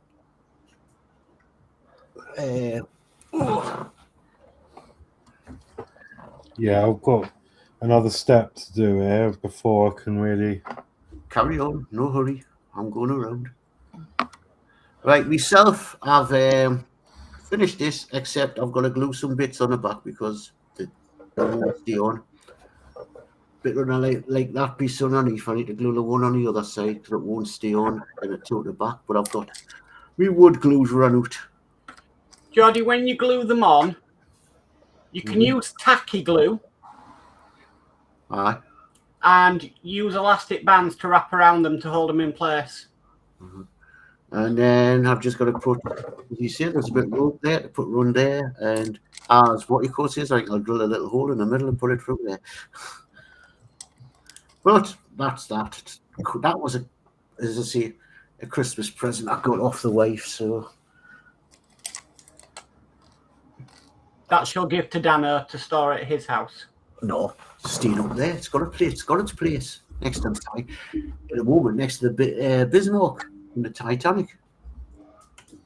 Right. away. Right, I'll go to Continue Dave. if you want. Yeah. This is taking a So while. I'm working on the back end of this tanker now.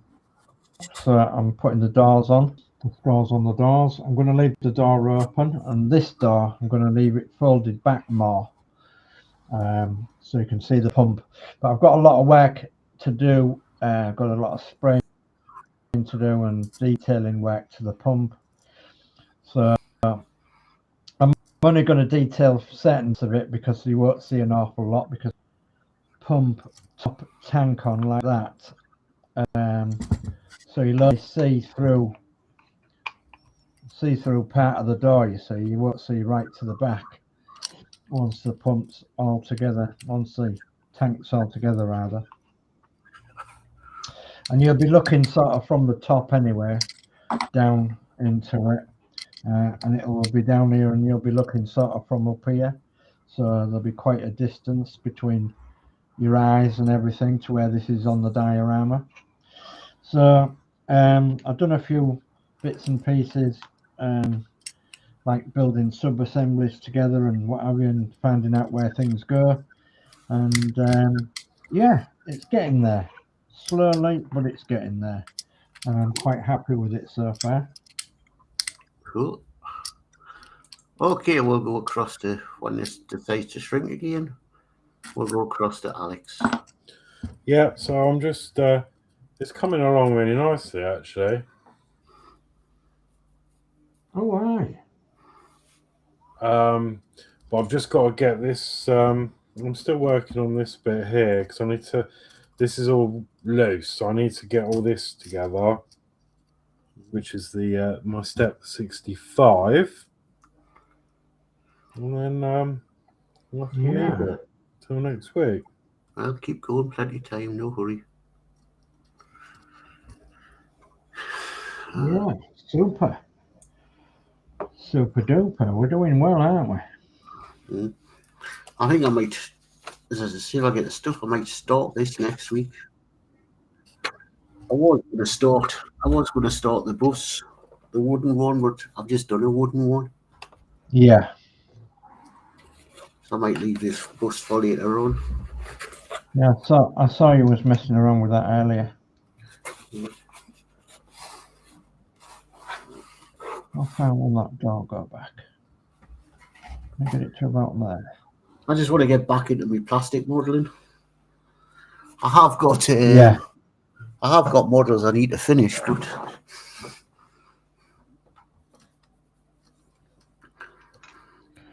I can get this started, ready for the first port, ready for painting. Oh.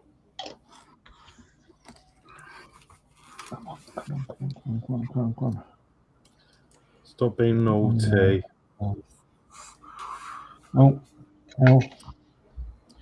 Yeah, come on, stop it. Damn thing. It's going to stick to my fingers now. Oh. Oh, no. We both want to. There's a nice engine for you. I can't look at the minute. I'm just putting this thing. That's the super engine. Yep. I know. Oh, yeah, that's nice. Yep. Eventually got the super engine finished.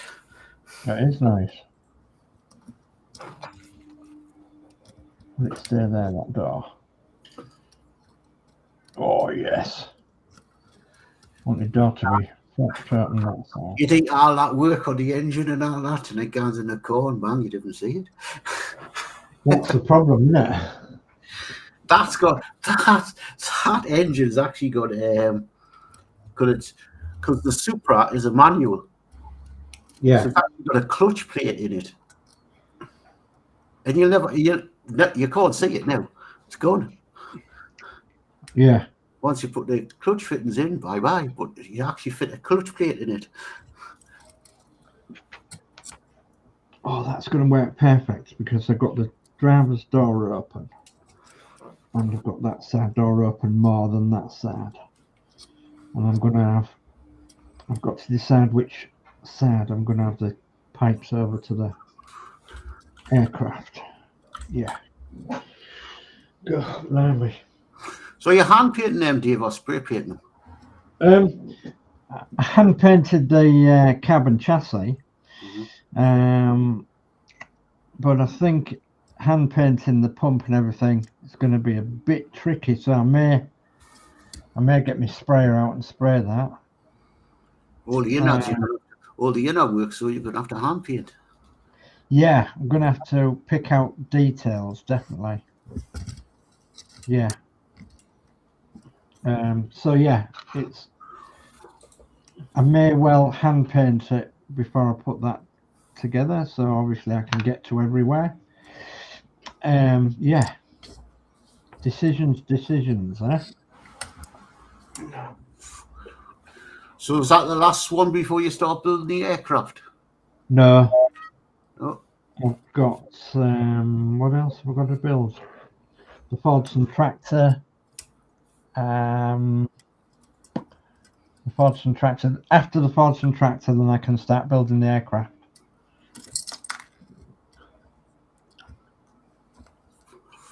Because I've got an Austin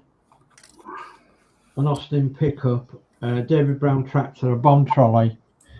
I want another bomb trolley and the David Brown tractor. The Fordson tractor. So a Fordson tractor and another smaller bomb trolley after this, and then it'll be the aircraft. But you didn't see the aircraft when you came because it's all boxed up, Dave. But it's the Danbuster's Lancaster, isn't it? Yeah, it is. Yeah. So it's it's all boxed up and obviously got to be made yet. So, but I'm really looking forward to it now. I was sort of thinking that I may have taken on too much, but I'm looking forward to it now. The more I do with this sort of thing, the more I'm getting into it, and the more that I'm thinking, yeah, that'll work. So, yeah.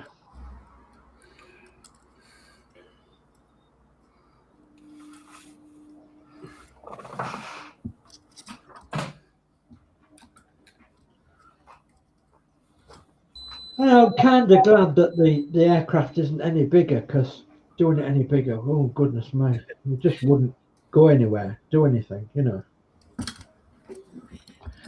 But I know that I've got a metre square to play with for the dia, and the plane will be a little bit at an angle in the metre square.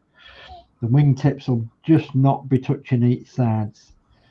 And it needs to be down quite a depth, maybe 14 inches down. And the aircraft will be stood up, and then all these vehicles will be on the ground. A couple of small bushes, couple of concrete areas, and some grassed areas. Some figures running across to the aircraft or walking across to the aircraft from one of the vehicles that's brought them. Yeah, a couple of figures around the bomb trolley and the tractor and such like, and a figure on this thing fueling up the wings. Yeah, look all right, that. Yeah, I've now got quite a few plastic bottles to do. Just getting the bloody paints for them.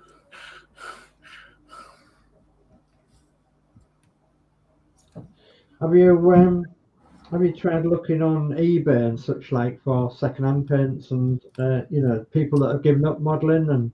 No, it's well. Now I've got an outlet in the town. Yeah. So in a little bottle of Vallejo paint's only about £2.50.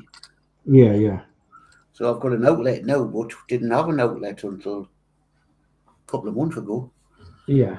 That's why I'm now starting to make lists of paints I need. Yeah, that's a good idea. For the different models. So I can pick them up a bit at a time. I just wondered about, eBay or I need to look at washers as well and stuff like that. washes. Yeah. Did you say you've got a boys' store? No. No. There's one at Bladen, but it's if you haven't got a car, it's hard Yeah. to get. But this shop's got washers and everything in. It's got all the AK stuff in. Oh yeah.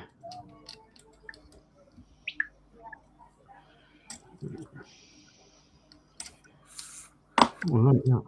Okay. So, It's when you've got, like Horlixs, when you've got such a small space to work in. yeah. I want to get me little portable airbrush out. I'm worried about the smell. Yeah. It might be worth looking on Facebook Marketplace as well. Just had a look on Facebook Marketplace. 20 quid for Tamiya paints, craft hobby paint, model kits. 20 quid and there's a load there, and so it might be worthwhile having a look. See if there's anything in your local area. Yeah.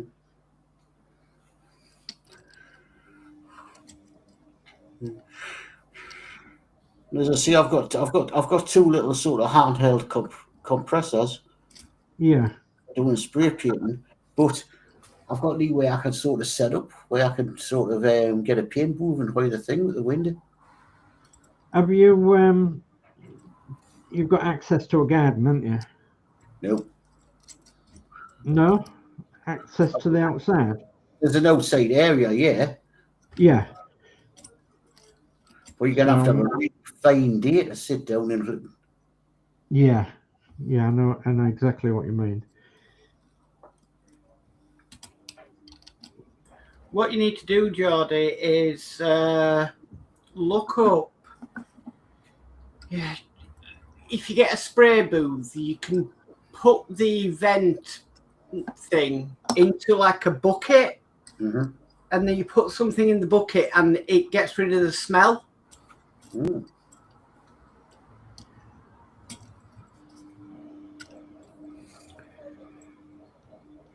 I think a lot of it's down to the type of paint as well, isn't it? And the type of thinners and what have you, and the type of paint in general. Oh, that's The primers and Wait, guys, I'm going to put on my list what's thinners for the Vallejo paint.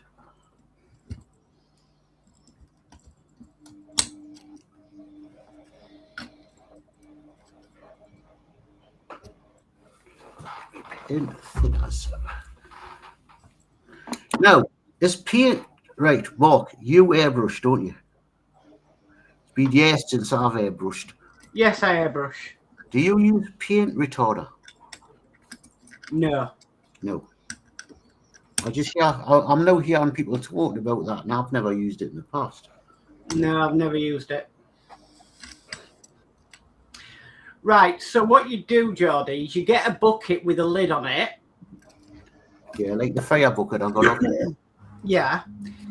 You cut a hole in the top big enough for your hose. Mm-hmm. And then inside the bucket, you put cat litter in it. Oh. And what happens is the cat litter absorbs the smell and purifies it. Because I want you down. And that's the signs go for them.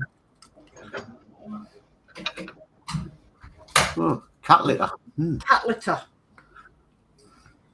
Just I'll share my screen.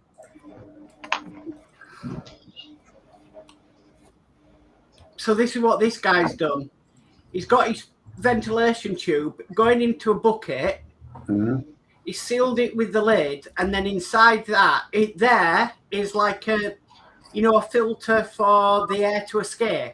Yeah, that's wrapped with the yellow. Yeah, and then inside the bucket, he's got cat litter. Mm-hmm.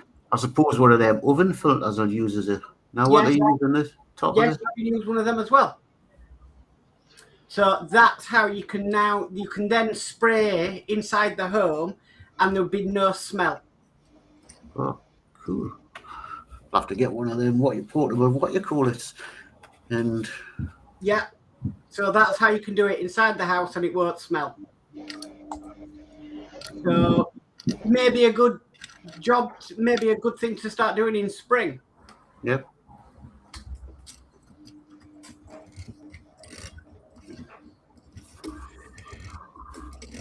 Little hack there. Yeah, it's a good idea.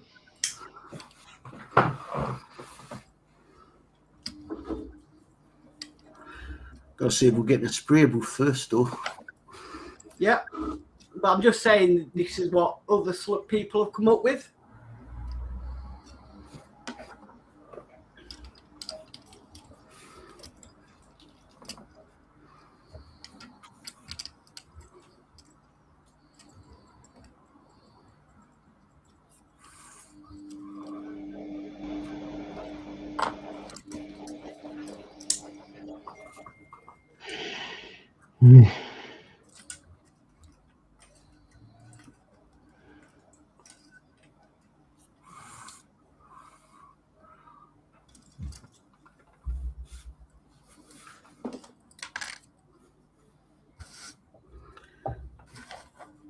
I was hoping to get the allotment today, but the weather wasn't good.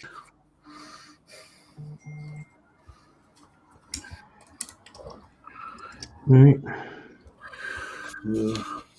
Probably next week now.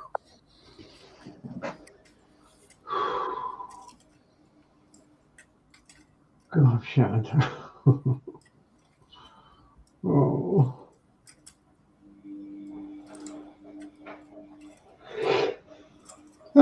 Yeah. It's been a long day. Yeah. So is Ron's show on a Friday? Is it just called Ron? I'll send you his YouTube in our chat link.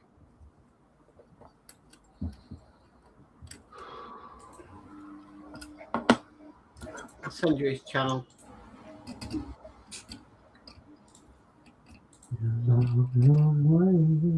Easier to do it that way. Normally Dave Mack's on with him as well.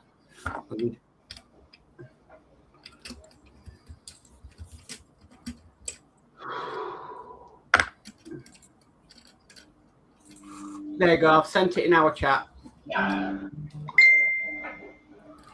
Does anybody still watch the HTML lads? Sometimes. Sometimes I can never watch the Friday show because that's just on too late. And I'm in the land of Nod then. Sometimes that's the one I watch. The Sunday show, I'm normally pretty knackered after the Partwork live show. Yeah, sometimes when I go on the nose straight away up, they say, "Oh yeah, it worked, Geordie." Yeah, so I do sometimes. I do sometimes go in and, you know, just say hello and everything, but most of the time is I'm knackered. Yeah, if I go in the sort of arm at work, Todd will go, "I know you at work at this. You must be at work where you've been on this time."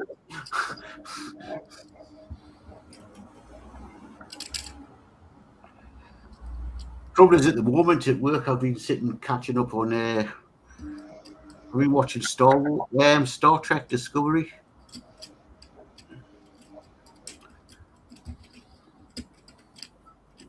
It's great when you get to work and you can sit and watch programs.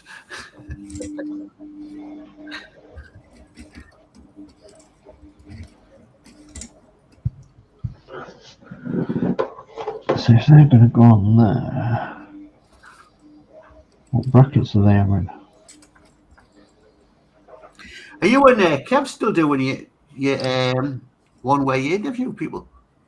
We haven't done one for a while because we kind of ran out of people to interview.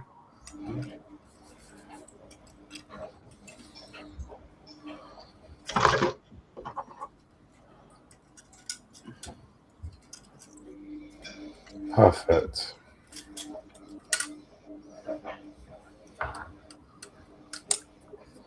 That was hard. Andrew, the lad I look after at work, he wants to do something like a show where he interviews people doing various things, hobbies and stuff like that. you know, cross-range hobbies, not just, you know, how we use or stick to a model things on, you know, anybody that's got any type of hobby, to tell people about it and all that. D10. D10. Okay. So he says to me, he says, will I do an interview? I says, I won't. He says, well, whatever you want, the garden or your model.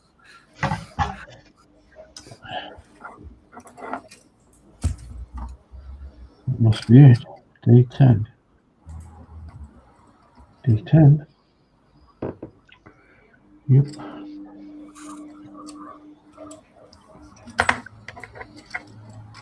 Lost. There's that fuel tank. Could be. What's that? We don't know. We don't know what that is. So look. It's not one of them. That's F. That's F.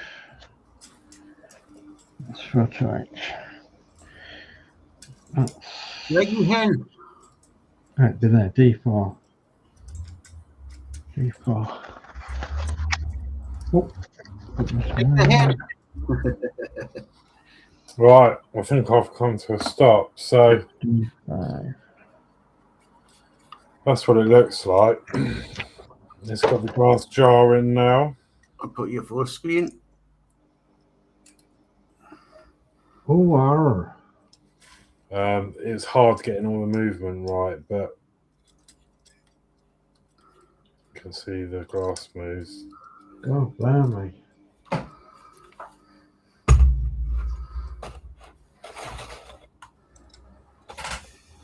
It's very clever on the wax It's out. really Isn't it? cool. Very clever on the wax out. So yeah, I've been really enjoying it, but it's very intense. I don't think it's for a beginner. Yeah.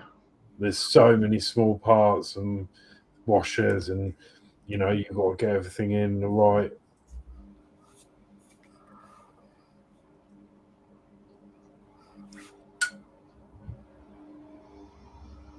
Yeah, very good. But yeah,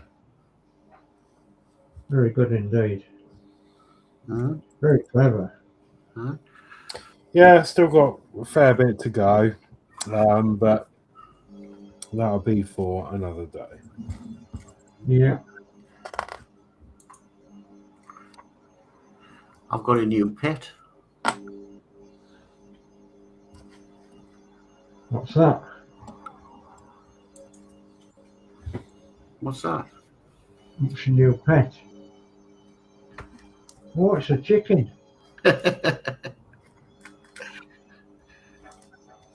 chicken in the air.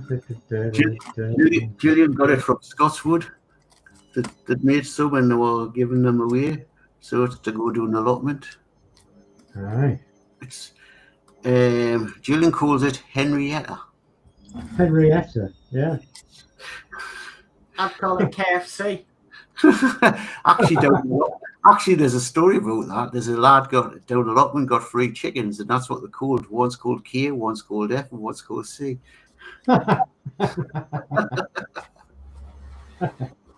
I say, says Gillian, call her Woody. She goes, Woody, aye. Then you can sing, "You've got a friend in me."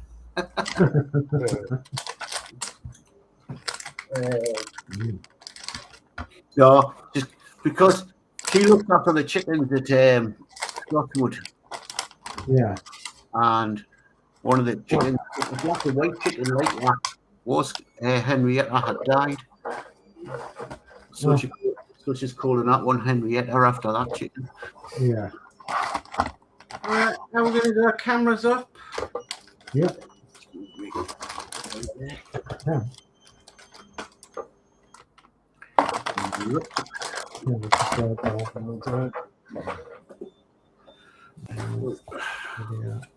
Wrap it up, it's still 9:30. Knackered. Yeah. Like it. Good. Off clean. I've done a gym workout and then cycle ride.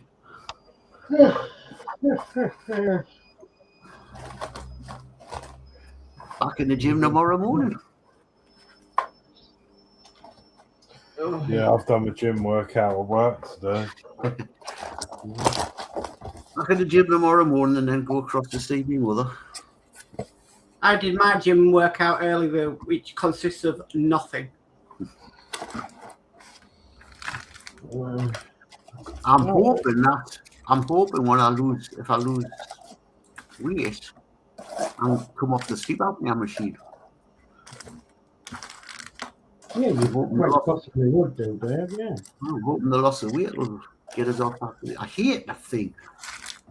Yeah. Well, you can't sleep with a bloody mask on. Yeah, not nice. Right. Well, thank you, everybody, for your comments tonight. That's been watching. Yeah, thank you ever so much. Been great.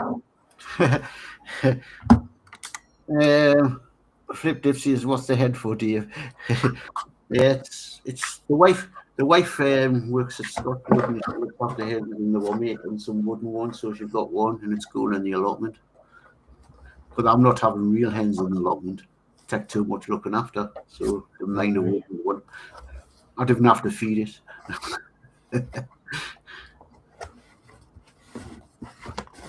I say to Ash, you should have got them to make a wooden egg to go on with it. Get a couple and you and Danno can do wooden egg spoon race across the frigging allotment.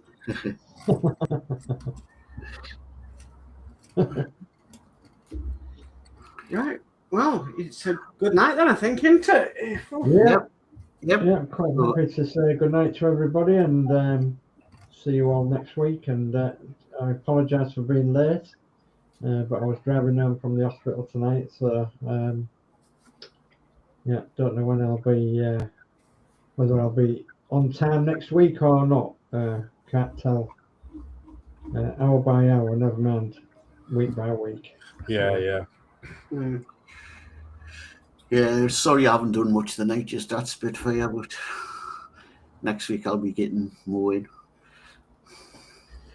Well, I feel like I've got lots in. I'm sweating. Right. Well, it's a good night from us, and we'll catch you all next time. Dave. Yeah. All right. Yeah. Good night, everyone. So good night, everyone. Catch you next week. Bye. Good night. Bye. Take care.